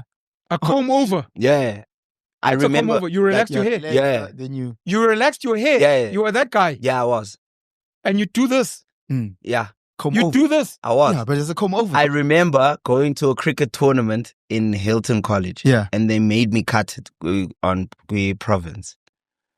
Who made you cut Made it? you cut it? It was we had a black coach and he's like, I don't know. That was wrong. Yeah. But that was wrong. But I cut it on tour. I'm glad that some of the kids have fought for their hairstyles. I may not like them. I may think they whack, but it's like, what's my hair got to do with my performance? Okay, but that's the issue. I wanted you guys to quickly go through just to add to that. colored girls. But just to also add to that, there is something with a lot of amachita where they think white is right. There is that part of it where you've made it when you have a yellow bone, in comparison to a darker. Yeah, that's lady. conditioning. That's historic conditioning. So there's that as well. And we know, Guti, the higher you climb on this whiteness ladder, the more you have made it. There is that, because if you go back to Islalin and you've got, let's say, Unonjabulo, who's a darker skinned lady, they'll see you a specific way. Versus if you have Michelle, who's this white, blonde, blue-eye lady, they will see you a different way and they'll treat you a different way. So there is that type of conditioning as well. No, to this day, we can pretend all we want. Yeah. Having a white woman is seen as an achievement. Yeah. You can be like a loser in your family. A loser, you don't really have money, your life's not going anywhere, but go to an extended family function with a decent looking white girl. The whole family will speak of you as if like you you have R1 million or you drive a fancy car. Yeah, bazokuphakamela. So it's a psychological conditioning that we've inherited over years of an inferiority complex. It's the reason why black girls bleach. It's the reason why girls wear wigs and those type of things. It's just sad. I don't know if I'd add porn culture in there as well, but it's seen as moving up in the world when you have a white woman. That's and true. I see a lot of black girls also carry themselves when they have a white man as even with language, the better you are at articulating yourself in English, sure, the smarter you are in societies. Yeah, it's Western conditioning. Yeah. Unfortunately, colored girls. What's wrong with colored girls? I want to defend them the way I defended the other girls. So why in shoot? Mangena, you want to say something? Were you dating colored girls in Cape Town from the flats? Nah, she was good. Nah, it wasn't colored. She was colored, but like they were not at home. So like Trevor No calls the banana types. Yellow on the outside, but white on the inside. Yeah. She was an uppity colored girl. Yeah. Okay. So but you still had a bad experience? I did. But do you think it was because she was colored or something else? It's because I've dated 2 colored girls. Both uppity. High school? No. First year, and then after, like when I was out of like varsity. And both now, were uppity. Yeah. And now, why aren't you saying and now? Not now. Half. Nah, chromosome. The dad is Xhosa. And the mom is colored. Therefore, she's closer. Chromosome. Arc. Okay. Colored. So that's all you have to say about colored girls. Let Penson take the baton. So for me, I don't have vast experience of dating colored girls. I think what to me was a shock, and it's not just a colored girl thing. I think I'd also get it if I was dating any other person outside of Zulu. So for me, outside of your cultural group. outside of what I understand, I did not know how different we move between how we were raised and how amaKhaladi were raised in that specific space. So give me, it was just that shock of, so you guys don't do this. You guys don't do this. You guys don't do, and it's always been like, now I'm constantly learning because we think we know. We'll say, oh my God, dating a Swati girl is the best. If you've never dated a Swati girl, you really don't understand the culture like that. Yeah. We're always on the outside looking in. So I think a lot of it for me was just a culture shock. So even if I was dating a Xhosa lady who is moving in terms of her culture, I think that would be the shock. But you're not the most Zulu guy I know. Don't you think I'm not. Don't you think there'd be a culture shock if you dated a Zulu girl that's very rural? There would be. a culture shock. So the culture is not so So much Zulu, more just It's- how you were raised, Yes. So even if you look at the people that I've been with and dated, the culture was very much similar. aligned. You You know, went to like so Model C schools, Model C schools like this, good being like this. handle this of is what you're doing. English. Yes. Your parents yabona. are maybe like teachers. Ukuthi Or, uzopheka mase angiphakela ungilethele nge-tray. sure. Logo was just stand easy to me. You know, ezinye izinto mina mangikhuluma uzolinda ngiqede ukukhuluma into engishoyo. Not ukuthi when I'm inhaling wena uyakhuluma futhi nawe. Singathi dlala itennis. Amakhaladi lawo. Here's another thing. Amakhaladi mangithi ngiyabeka mangisaqeda nje igama ngithi and then with the yabona. So it's understanding people's culture. So as you're saying, Mutsi, if I was with a very traditionalist Zulu girl from the rurals, Yeah. maybe that would also been a shock for me. You know, so I learned Uguti, don't make these assumptions. Not everybody's raised like you, not everybody was brought up like you. People have different values. There's things that you do that people think are toxic, you know, or people think are snacks. You know, if you imagine, for example, slaughtering, you know, inkom, whatever, is when you're going to go date a white girl who grew up as a vegan at home, whatever. She fights for animal rights. She fights for animal rights. She's part of Ipita. And now all of a sudden you're this monster. Oh my God, your family is a monster. I didn't know. All of a sudden is that cultural clash. You know, so Game, it was that. Not So necessarily your thing is not so much colored girls. It's try and date within your cultural space. Or try and better understand the culture first before Uzo impose your thing. Sure. Because again, now I have to go into her spaces. You know, and if there's one thing that people don't know, Akogi kavela, Angna auna gold, kavela, auna marims. angna next, Yes. and yabon. What a pop! Oh, and on top of that, what people also don't know is that there are a lot of racist colors as well. That's You what know, I was gonna most colors are That's racist. what I was about to say. So Let's see. I say quickly. that like growing up in Cape Town, it shows you that Oof, Cape Town is the worst. that thing of white color, that apartheid thing, Hierarchy. white colored, Yeah. it's The still hierarchy, the ingrained racial in you. hierarchy. Yeah, well, Yes. so my experience, she was like, so my mom wants to meet you. We don't do that. Pofumna, like Yes. Xhosas. Like Generally, Africans don't yeah, do I that. will Yeah. meet your mom by luck or something. When we're But getting yes, married, yeah, not or me. after you're pregnant. Yeah. Yeah. So she's like, no, since we're dating, I'm like, yo, bro, I don't understand this. She's like, nah, my mom wants to meet you. I'm like, all right, cool. I go there. The dad doesn't want to come out of the room. He's like, nah, I'm not going to meet him. There's a nigga in the house. Call the cops. Call the cops. Yo, he's like, nah, I'm not going to meet him. So the mom's like, yo, only now you're coming. You've been with my daughter for whatever. So I'm like, ma'am, in my culture, we don't do that. Yeah. And she's Hey, like, shout no. out to you. You were saying ma'am in those days. Cricket player. Yeah. Hey, Yeah, that's dope. Come over like. Yeah, keep going. You're a good flag, bro. And sometimes Okay. people can't differentiate. You could have been, we'll see, from Ezwite. Speaking broken English there. Anyway, so she's like, no, don't tell me about your culture. You're with my daughter. So I'm like, okay. And then things got weird. Then she's like, oh, let me go back to my cooking. So I'm sitting there, friends. I'm like, okay. And then we go outside, and then she's like, nah, don't worry about my mom, whatever. And then I try to ask her, like, why are we dating? Because, like, I'm trying to understand, like, what is it that you're trying to, I don't know if she's running away from something or she's trying to prove a point that I'm not like them or whatever. But eventually our relationship just, like, fizzled in. Yeah. Because, the challenge that I will have is when I'm put in those spaces, those colored spaces, she can't see it. I don't know if that makes sense. Are you talking about a typical colored culture? No. Because you were speaking about uppity coloreds who are almost like white.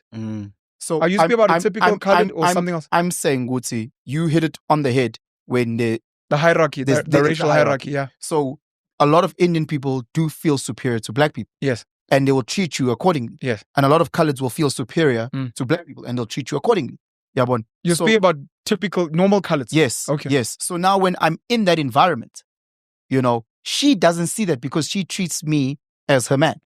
But she doesn't see, because a lot of it is nuanced. Yeah, Or everyone else. and it's undertones. Yeah, bon. And people don't pick up on those undertones and the looks. And so you work, bruh. yeah, bon. You've got a job. You got a job. Now you're being asked those type of questions. You know your father, bruh. Yeah, bon. Is your father around? and you, even when you listen to some of the aunties, how they speak, yeah, like sengathi, but undermine. But no, man, that's not what they mean. No, I know what they mean.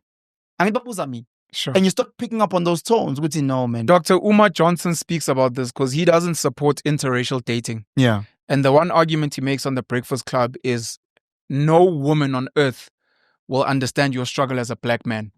Why, when the police walk past you freeze and you Get start nervous, getting paranoid? Why you move this type of way? Why, when something happens?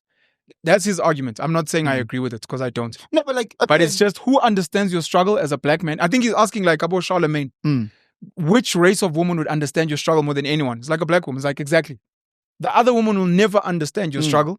And I guess a similar thing will apply if you're an Indian guy. An Indian woman will understand you the best. If you're a colored guy, a colored chick will understand you best. And because even with the conversations, like you can see people who are really trying to be accommodating. Look, I don't mean to be racist and stuff, but you know when you black people take the and you're like, so what the fuck, bro? Because you can see they want to say something. They want to say something about Tumalema, or they want to say something about Ramaphosa. They want to say it, but because they're not meant to say it, all politicians, they're not the best. But some politicians, and you're like, okay. Or if she's like, you people. Yeah, but so again, now you've got these people that have undertones, and I'll say it to her. I was like, hey, sometimes your spaces, and she'll be like, no, they fine. I was like, okay. And I was speaking to Umpilo, ne, Upams Umpilo, because can't mention that name now on platforms. But okay, you're speaking to a mate that we know. Mate, Umpilo Makubane, aka Pams, and because he also was dating Usiso Ikalat. And they've got a beautiful, beautiful child. And I was like, amazing lady that. Amazing lady. Yeah. Amazing quality lady. And I was like, bro, what people also like a gent. No, amazing people. Yeah. But I was like, why didn't you tell me about this community of Velwahleka? Welcome to the party. What's going on with the voice there? I'm going to my kulum. And then when he gets excited, he goes out of character. Then he comes back. So anyway, we're talking about it, and he's like, yeah.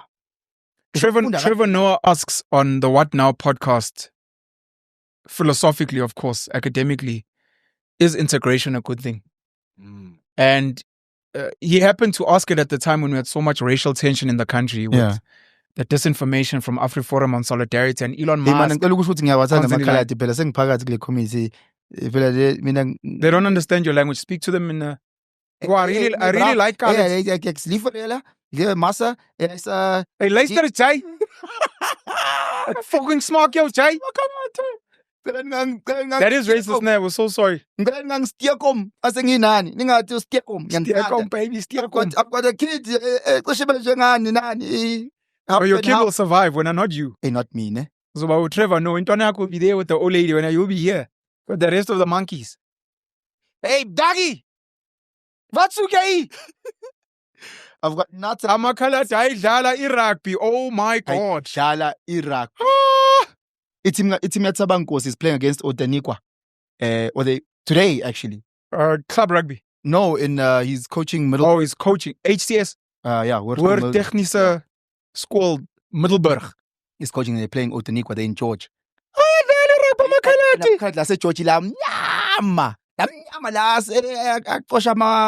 Grapes. This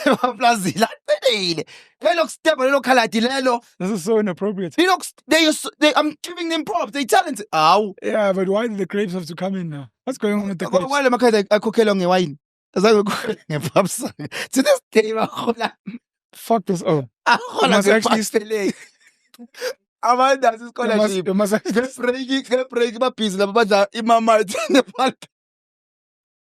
fuck this. Oh. The views expressed on this channel do not reflect the whatever we believe in this channel. I was playing against... Hey, man, there was something I wanted to say now. You're throwing me off. The colors are so talented. That's what you're saying. No, I wanted to say something else. From 1 integration. to 14. And then they had a colored boy at fullback. Never forget that boy. Integration. And it had me thinking philosophically that... the idea of a rainbow nation and integrating is really dope and it's great and we get to know each other's cultures. But there are so many things we lose. Stupid example, language. So we say, let's integrate language. Let's all pretend we're on generations. Uzokhuluma Zulu, usiya will then start speaking Xhosa, and then makufika uMpedi, uzokhuluma iSpedi, and you're like, in real life, can we not have one language, which is like English, that is easier? Because it's cute for people to interact and engage and intermingle. But is it one of the things that's potentially holding us back? Should it not have been that certain groups first get developed and then you can engage with other groups versus trying to force everyone in? Because the where we're now fighting and clashing and not understanding each other. Because now when you start dating, you start saying things like, hey, these people do this and they don't understand that, and you have to explain, and it's holding you back. And next thing, Rachel Kolisi is leaving Usia because Usi uthanda ingane ngoba phela thina yabo leyo nto ingane ziyasithanda and masu blind. I mean, mina ngithanda umuntu wami yedwa. Yes, boy. Yeah. Yeah. I wanted to ask about the Zulu thing. You don't bow down to the Zulu king? No. Do you not think that's meant to be a core requirement? So I'm South African because I was born in South Africa. I have a South African ID, but it's also because I respect the South African president. No, I can respect What him. is the point of the king there anyway? As a proud Zulu man, you don't know? No, and I don't care. And you don't care? And I said, I'm a feminist. I pick and choose what works for me. Like Christians. Or you Zulu light? Zulu lights. Zulu lights.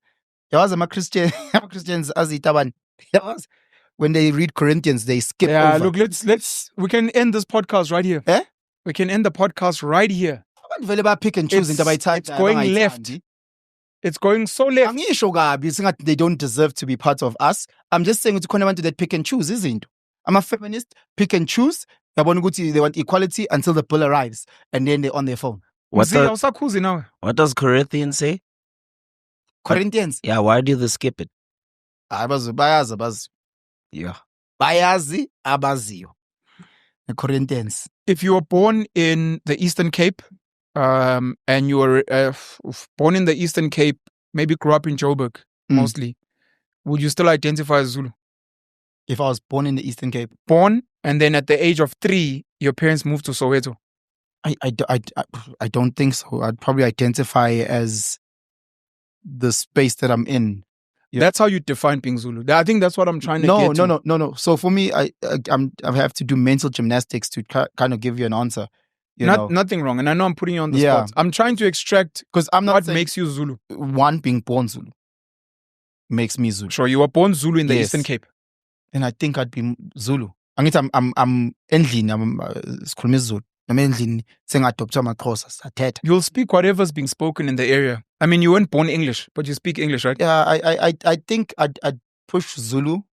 But it's hard because I know so many boys who are Zulu in terms of their family, and then they moved to the Eastern Cape and they were born in the Eastern Cape. And then all of a sudden, when the boys become of age and they need to go to eNtabeni, now they feel a type of way because they're like, well, I was born here, I was raised here, my mates are Xhosa, they go going and they have that dissonance type of feel. Because it's a patriarchal system. You are what your father is, according to African custom. Yeah, so I think it would be very much dependent on how strong the environment is.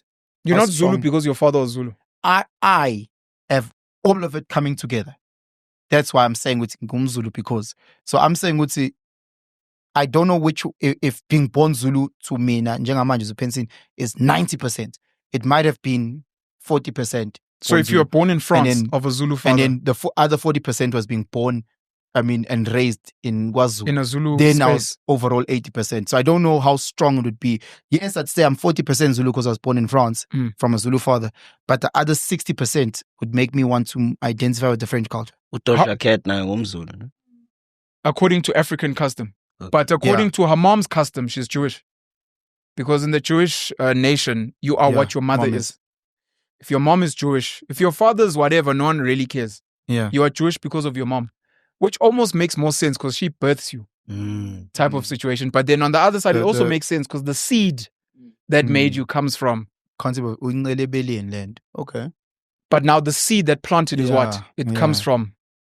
Type of situation. I mean, I don't know how I feel about Guti, you are what your father is. I don't know how I feel about that specifically. Like if Mzi, you agree? You want to say something? Well, not really say something. For me, it's more of an underlining question, like who actually owns culture? You know, from what you guys are saying, I'm just like, I'm a Joburg baby. I was born, raised in Joburg, but like with Xhosa culture and all of that. So for me, I'm just like puzzled. It's like, where are you guys going with this? And actually, who owns culture? Because you guys are just running around, picking on tribes, and so I'm just like trying to figure out actually who owns culture at this point. Yeah. No, and I think it's an ever-growing, changing thing, and the mixed masala of I find that it doesn't change is what's disturbing me with the culture. Yeah, I mean, you can actually explain where the cultural groups come from. So when you question some of these things that no longer exist, people struggle to move, because the Zulu nation was actually arguably same with amaXhosa. It was almost a colonial descriptor to say you guys that belong to amampondo namampondo mise, you guys that are whatever, nina omthethwa, nina ongumalo, nina you are all gonna fall under this one nation, even though some of the languages aren't even the same. Exactly the same. So then when you start challenging that, all of a sudden people are like, "Hi, mina ndingumXhosa, what?" And you're like, no, according to what we understand, this is where it is. So when you speak about evolving, we are holding back the evolution. But then the core things of it saying, I am Zulu because I was born in KwaZulu under a Zulu king and I follow Zulu customs and prescription. When people don't tick those boxes, they still want to identify, and you ask why. But the question when you're saying it's not evolving, maybe it's not evolving as fast as you'd like it to. Just in name. So for example, ilobolo was practiced in a certain way. Today it's practiced with money. So that's evolved. You can see it. Yes, you can quantify. So that's evolved. We can argue evolution. So I'm saying, we don't know how that may look in the next 50 years. It may change with the whole feminist movement. But people are holding on to the name. It's the names more than anything that people are holding on to. Like 4 generations in Joburg, but you're still like Mzulu. For me, Pen, it's the double standards that come when they add religion into it. So, for instance, there's a thing where there's Christianity with amaXhosa, and then we go eNtabeni, for instance, right?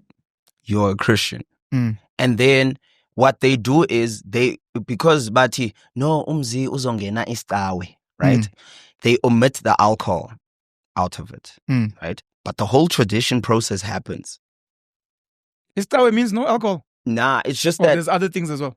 I don't know, but there are people whereby there's even a thing of, if you guys are gonna drink here, rather do it outside the yard. Okay. Right? Just because this family, it's rooted in Christianity.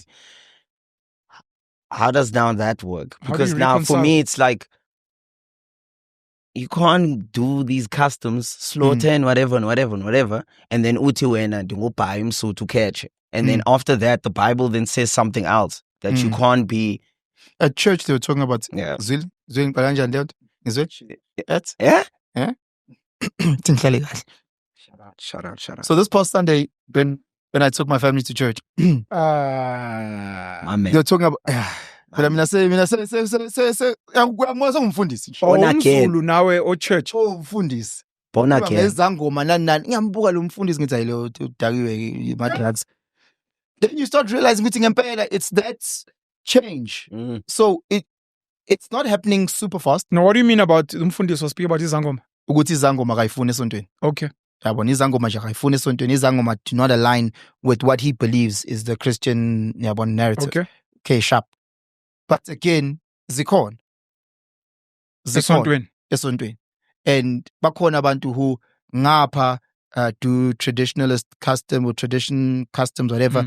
Ngapha bayasonta. We've seen Kokos Koteni, I think, is one of them. She's Christian and she's Isangoma. But Bonom Nazareth who are trying to be the bridge between Isintu and Yabona religion in their way. So there is, I think, an evolution. And I think rather than judging it every 10 years, if we looked at it maybe every 50 years, then we'll see, okay, if we were to go back to, let's say, 1950, and we sit with a group of young men and we speak about their Zuluness, how would they define it? And then we go 50 years later, and then we define it again, and then we look at our kids when they are in their 30s, how they define. And I think Wuti, it would have morphed, and they might even call it something else. Sure. You know, they might go and say, you know what, guys, let's scrap this Zulu thing and let's call ourselves just Ngunis. Bayete dogs. Bayete dogs. Mzi asks a good Underground. question, and there's a very simple answer to your question. The custodian of culture is the king. The problem is these so-called kings we have, which you see I asked earlier. What is the job of these guys? They don't do it. Because the king is meant to be the head, like a president. And he's meant to have an executive committee that sits and discuss these things, that engage the people on the ground. Our young men don't have jobs. Our young men don't have land. Our young men don't have cows. They don't have goats. But we're still expecting them. Bashawule, balobole. You sit, inile khutla ngesiZulu. Yep. Imbizo. Yeah, You said chance Imbizo. ngempela yabona. Bazama la khutla. Khutla. Robaliteka. Gikupa mtwarelo. Hosh karamai. Have you seen my wife? Gikupa mtwarelo.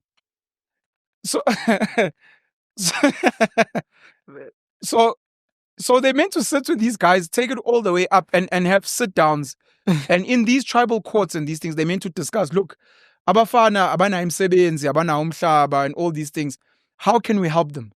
Then the king in his leadership with his executive committee are meant to say, we are now declaring, and it's meant to be sent out there. Ukuthi from here on, ilobolo sesilibeka kanje. Imbuzi ngizoyilanda lana, inkomo ngizoyilanda lana, sizonisiza lana, umhlaba ngizothola la, and you move.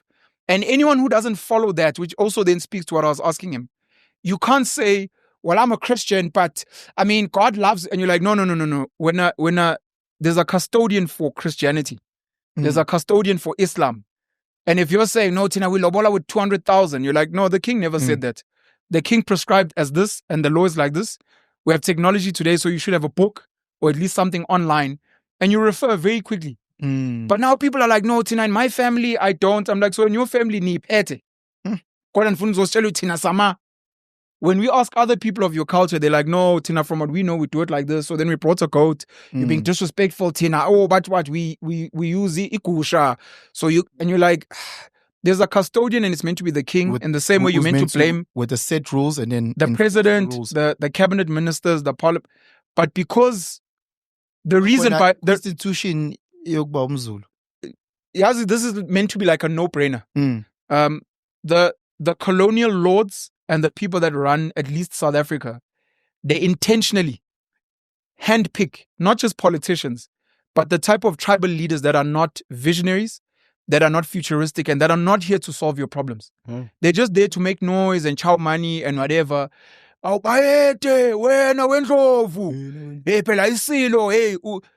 it just becomes this clown circus. Do they benefit from our taxes? You're asking a rhetorical question because you know this. I think the budget for traditional leaders is over 250 million rand. But specifically, the Zulu king gets the biggest cut of that money. And you have to ask, what is the money for? And then they'll be like, no, but his people, he has to make sure. And then I have to ask, but what is he doing for his people? Because when they need houses, it's paid for by our tax, by the Department of KZN. When they need roads, it's paid for by our tax. When they need schools. So what is he? Is he a mayor? Do they go to him when there's no water, no electricity? What is he? Is he a ward councillor? Is he a judge? Maybe he sits as the Supreme Court. Judge would say, this guy stabbed this guy. So we don't take it to the normal court. We bring it here and this guy gets paid because he adjudicates over these things. But it's so blurry and no one asks these questions. And when you ask them, they're like, when are you too educated? Who are you? And I'm like, those type of questions are the reason you guys are an inferior class in this country. I'm going to say something controversial and I apologize because I try not to do these things. Inferior class. More controversial than that. More controversial than that. Because this one is going to be the worst of what we've been said today. Strap in. Yeah. Someone, a Xhosa gent. So hopefully this helps me with some credibility. A Xhosa gent said, amaXhosa love speaking about the dignity and the pride of going to eNtabeni, initiation school, the rites of passage to manhood. And he's like, as much as they don't want us to know what goes on there, they shouldn't have to tell us how powerful that process is, because we should see it Mm. in life. We should mm. see Xhosa men Mm. being wealthy. Mm. We should see them being gentlemen. Still We should see them what. You shouldn't have to say. Hmm. We don't need to know where Jewish kids go or where Muslim boys go, because you can see the results. I asked the same question about Codesa, but we don't have the Codesa minutes. They're like, oh, we're living in them. If you want to know what happened in Codesa, whatever you're seeing now is what was decided. Damn. So similarly, if you're like, no, phela mina ndiyindoda, what, you're like, okay, let's see ubudoda bakho, how you're protecting your Next. woman, and how the Eastern Cape has got the lowest levels of violence, Because and you they guys even are wealthy, tell and you that's that- not the that, like, case. Uyindoda ngezenzo. They even You tell should you be. that. Yeah. You should be. Yeah. So again, you shouldn't have to tell me. Mm. We should see it. But if we're not seeing it, then you have to ask the question, what are you guys being taught there? Because we're not seeing it here. And it becomes that. And unfortunately, we don't have the right type of leaders. Intentionally so. Or maybe I don't know, but how we were raised, lento eshoyo, uyindoda ngezenzo. Sesibona ubudoda, wenza ubudoda manje. Yes. You know. You can't just say, what? And then, hey, Yabona. Ugroti wants us to. Now we must no bona wenza ubudoda. Now you can think outside of just your own selfish intentions and think about us as a people, willing to sacrifice yourself for. Uyindoda, because they call you Ta. Aye. That's it. But outside of that, Ta is not buying us drinks. Because He's not protecting us. I don't want to lie, Pen. My biggest issue with the whole thing, the process is dope. I won't lie. Sure, But- as someone who's gone through it. Yeah. Sure. The thing is, when you get there, You're I not don't- sharing anything that's sacred. no. Okay. It's just that the people that are there and are like, maybe let's say Umzi is taking care of me. The there, supervisor. right? It's not the people that go there are not the successful guys. Mm. It's not those guys, because those guys don't want to get dirty.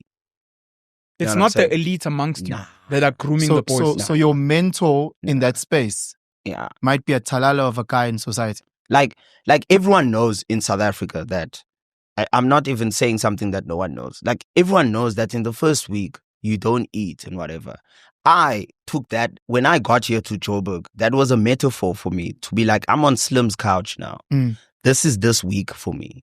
Yeah. You know. So if you can't read the situation like that, you won't be able to, because it's like the Bible. It's like a book of life. Yeah, well, but if you interpret it wrong and whoever is teaching you there, Is it it'll talala? show. Is it That's what will Matisi? show. Then you'll be a loser. Just to second Osia with that. You've also gone through the process. Yeah. Thank you, Mzi. So, with me, I'm more of the latest generation, and Xhosa light. yeah, for sure. What happens there? It gets diluted. So for what it is, I mean, we are taught pretty much the same thing. Ndoda, izenzo zayo, tetho yayo.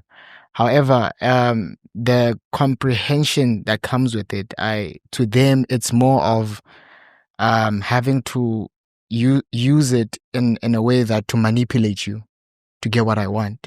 You know, it's not in the sense of life lesson.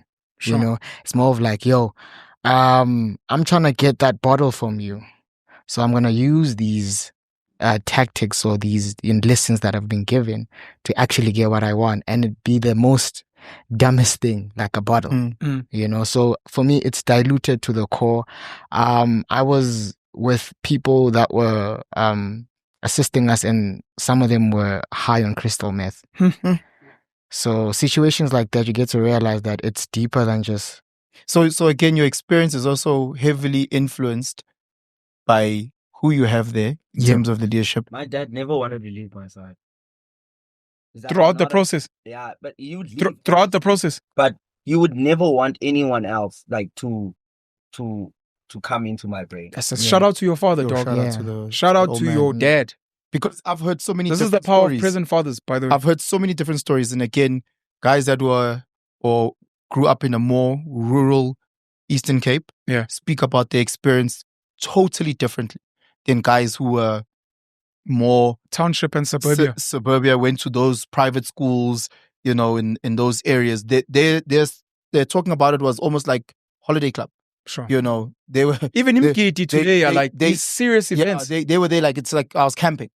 I had a proper tent. I was wearing, all my stuff. Like it feels like Rent drip, dog. I was dripping they hard, were on homie. a school camp. So like when you listen to guys from different experiences, you're like, oh, okay, snap.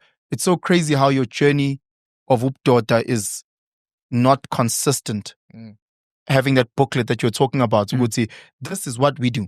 Whether you are from the suburbs of Cape Town or you're from Ikofunvaba, this is what we do. These are mandates. This is how you move, type of thing that creates that consistency. Because my dad used to stress the thing of like, as indoor, as you are maneuvering life, Yeah. I mean, you're carrying a strainer as you're going. So let certain things go, but keep what you can. Yeah. The principles. So that was how I maneuvered that whole thing there. It was like, obviously when he's not there, I'm going to have to interact with other people. Eat the meat, spit out the bones. But it's like, I'm a student and then this guy's speaking. So I'm like, okay, cool. I'm just going to take what I can from this guy. It was so crazy because I really didn't understand the culture. And you get to Grahamstown and a lot of the guys hadn't gone to eNtabeni in the first term. And we're all sitting together and no one is anything. And the guys are sitting and we're chatting and we're engaging. A bunch of quids. And I'll never forget this one guy. He goes to eNtabeni in June. And then he comes back. And again, we're all sitting nothing. And he comes back. And I remember that first day, he tells the one guy, Guti, is Gwenkwas Suge up or something. He didn't get it. And It's very common though. And this is common. Yeah. And a friend of mine stood up and we've been sitting in the same table the whole year. And I remember I grabbed my friend, I was like, man. I was like, because now I don't coming with your Zulu. No, I'm coming with we are in a space of respect. I'm not coming with the Zulu thing. It's a Zulu thing. Okay, it's a Zulu thing. Yeah. I was coming Nhlonipho is at the core of Zulu culture. Okay. I'm coming from Sesiahloniphana. If you want to practice this culture, because not everyone here is Xhosa, not everybody here is Zulu. Khona belungu, khona ma-China, sihlukile la. Si-Rainbow Nation leya Mandela la. Wena usufuna foster into yakho. Thina siyakhuluma nalo bhuti lo. Yeah, but he's not speaking to you guys though. He's speaking to someone that's part of his culture. So now we must get punished. You're not getting punished. I mean, this is what I'm saying. You're coming with your Zuluness, right? So you get to a space. Look, I understand you. I'm trying to explain that there's a way that we do things. Yes. And now you're coming with your white girlfriend. And she's like, excuse me. And you're like, ish, this is not about you. This boy knows exactly what's going on. Perfect. If he has a problem, sure. But he knows where we come from because I've gone through the same thing. Perfect. And other guys, and now you're coming in as an outsider. Let's say he's busy telling us the story. Yeah. Now we're in a Rainbow Nation space. We are not at that guy's home in a Rainbow Nation. And we're telling him there's 10 people in the table. He's telling us the story. Now, now the 9 of us must feel when. It's not even about feeling you. It's up to this guy here. Yeah, to other respect protocol or no. So now, I was saying, Chief, I'm not saying that you have to sit with Inkwenkwe. Not saying you have to do that. I'm saying you must leave. Because Tina here, as a collective, I need to speak with democracy in this universal space. Tina here is happy in my code. When you figure late. But you realize what you're doing to their cultural norms. No, they can do. I hear what you're saying. I'm asking you now. I get to a space, you're my lighty. I'm sending you water. Perfect. All your mates are like, hey, I'm like, this is my brother. We live a certain way. Yes, you can't go now and disadvantage abanye abantu. I hear exactly what you're saying. Iculture yakho ukudla izinja. Agriculture. You're not hearing me. Please hear me because I'm hearing you. I'm saying the issue is not you guys, and I understand the space and everything. Yes. The guy is ngumlotshwa mina. Yes. Thina kwamlotshwa mangifika endaweni intwana yami sits on the floor. Yes. And now you guys, yes, it's not kwamlotshwa. Yes. It's not my home, but Tina, who we are as a people. When I rock up and there's a woman, ungiletheli tray, it's like, no, don't fetch him a tray. We're in 2025, and it's like, ish. Tina, where we come from, this is, and you're now coming you're coming into our thing, and this is not what because it's not about me. I'm representing, and this boy understands. If he's got a problem, he can address me, but it's not even about that. I'm fully agreeing with that. I'm saying, surely then there's no space and time for something. Surely if I, as a Zulu man, as a mina intombi amle, I can then go to Saudi Arabia or those Middle East countries that don't want PDA. And because I do that, and this is my culture, I will go into their space and do that. I can't do that in their space. So I also need to be very aware of the spaces that I do certain practices. We're not speaking about the same thing. Okay. You're in Saudi Arabia speaking to a Zulu woman. You're not speaking to Saudi women. Yes. He was not speaking to you guys. Yes. Move. You are speaking to a Xhosa gent. And in this space, in that, let's say you're in a very backward space where you can slap a woman, for example, and that's fine. When you're in a space where that is no longer allowed, sharp in your backward space, uyakwazi ukumdonsa ngempama usisi when she looks at you in the eyes. You must understand the rules of engagement don't apply here. That's all I'm trying to say. So I disagree with you. That's why I'm trying to speak on behalf of this guy. Yeah, I think you were wrong. No, ngeke sizwe ngaye imajority yethu. It's not a democracy. Kubo. You're not hearing me, and it's okay. All I'm saying is I hope that gent that was asked to move made the right decision. No, not for democracy, not for your mates, but for whatever his belief system is. Because at the end of the day, it's him that has to deal with this. All his nice varsity mates won't be there when the family and his father are calling him in. Say, yes, we heard you in Saudi Arabia, and your older brother asked you to fetch water. And then the Saudis were like, don't do that, your brother's what. And you're like, Kanti, who are you? Because this is who we are. When do you have to adjust some of your cultural beliefs and practices for a specific space?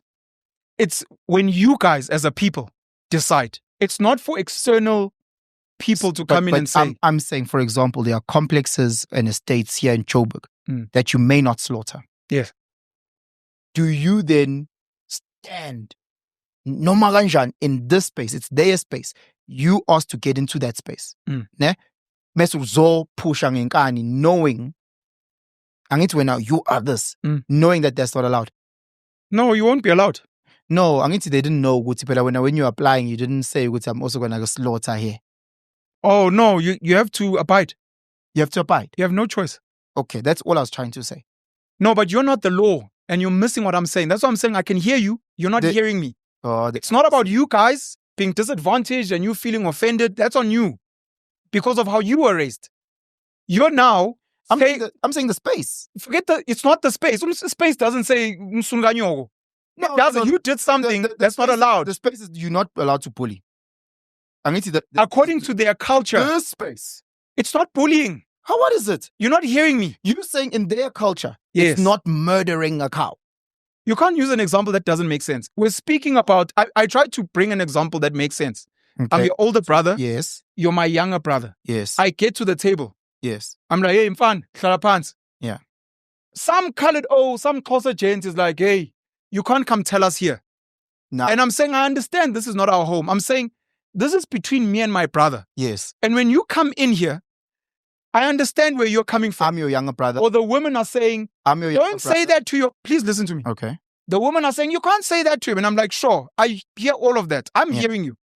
I'm saying it now falls on you as my younger brother to be like, Mzi, Sia, you know where we come from. It's going to be up to you how you move from here because I didn't create this. It's not mine. I also took it from home.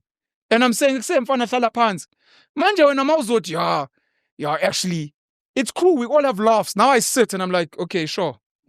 Now when it goes home, we're now going to Wenzani. No, the thing is, Ichomiamu Penson from KZN was saying, you're like, Kanti, who are you? So every time you go to a space where you know amaXhosa, this is how we live. Whatever they get said there and they swear at your people for how we've lived, you are going to be like, well, the women said. And I'm like, it's then up to you to be like, ish, can we please have a word or whatever? But I need to protect our culture and not let these guys who are not a part of our culture get in between us. So I'm your younger brother and I'm a judge and I'm resigning on a court. Then you go and want to flex. You're sitting amongst. There's a space and a time. And I think you can make all the examples you want. Yes, I don't think you're hearing me and it's okay. No, and we're missing each other because Usia said, that guy missed the boat. Because according to how he was trained. According to how you experienced it. Because he came fresh out to flex. Or how it came across to me. He didn't come there in respecting the culture. In fact, to people who are outsiders, who had romanticized eNtabeni where it's like a rite of passage. When we see that, give me, it's like you spitting on it, you know, because now ufigalana, this is what we do every day. Now you're trying to flex on top of it. So I looked at it as wrong. Much like I would look at an older brother, younger brother, if you're trying to flex.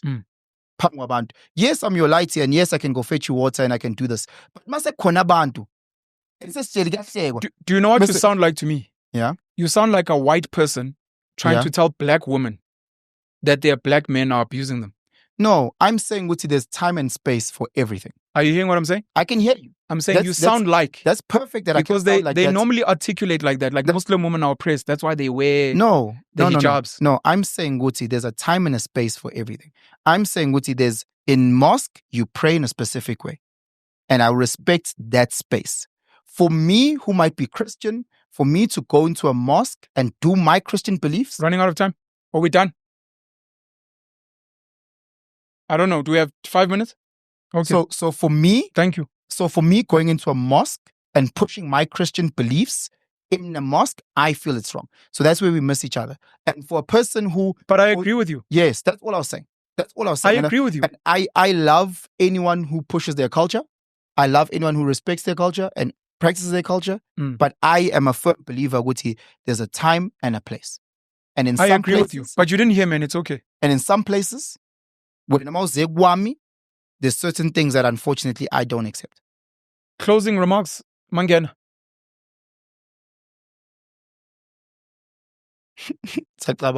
And it's probably A minor. Yes, that is below the belt. That is just that is closing remarks. Can I see your ID, please? Jeez, too soon, Baba. Too soon, man. Too soon. It's still raw, Baba. Hey. Number 2, just based on this conversation, I think listening is more of a power. I got to, kind of hear views and perspective in the most effective way moving forward, understanding, culture and customs. That's just on me. I'd like to ask both of you a quick question. Where do you get your lessons and learnings for manhood today? So there's people that go to church for spiritual healing. People go to a doctor when they're sick. People go to inyanga for herbs, to isangoma for spiritual intervention.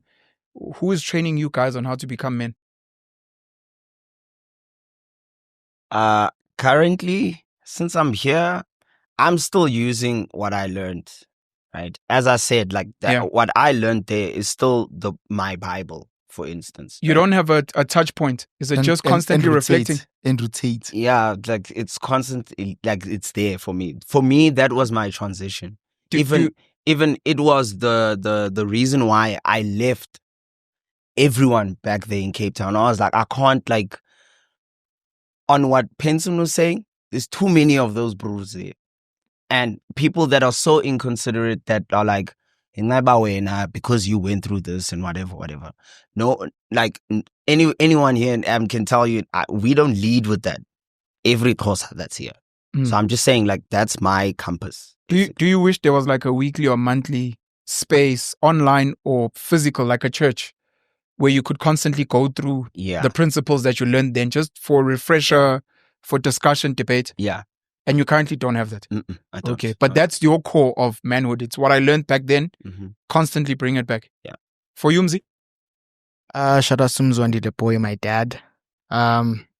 So with him, my mom passed on 2018, so we kind of had to reconnect with my dad.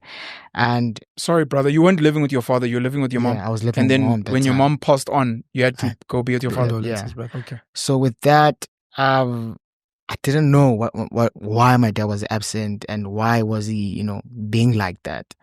But the more he explained every, little drink he had, he would then, give me the insight of things. And for me, all of these things made sense. So I'm currently going through this thing that just happened to me. And when I spoke to him, he was like, yo, that's life.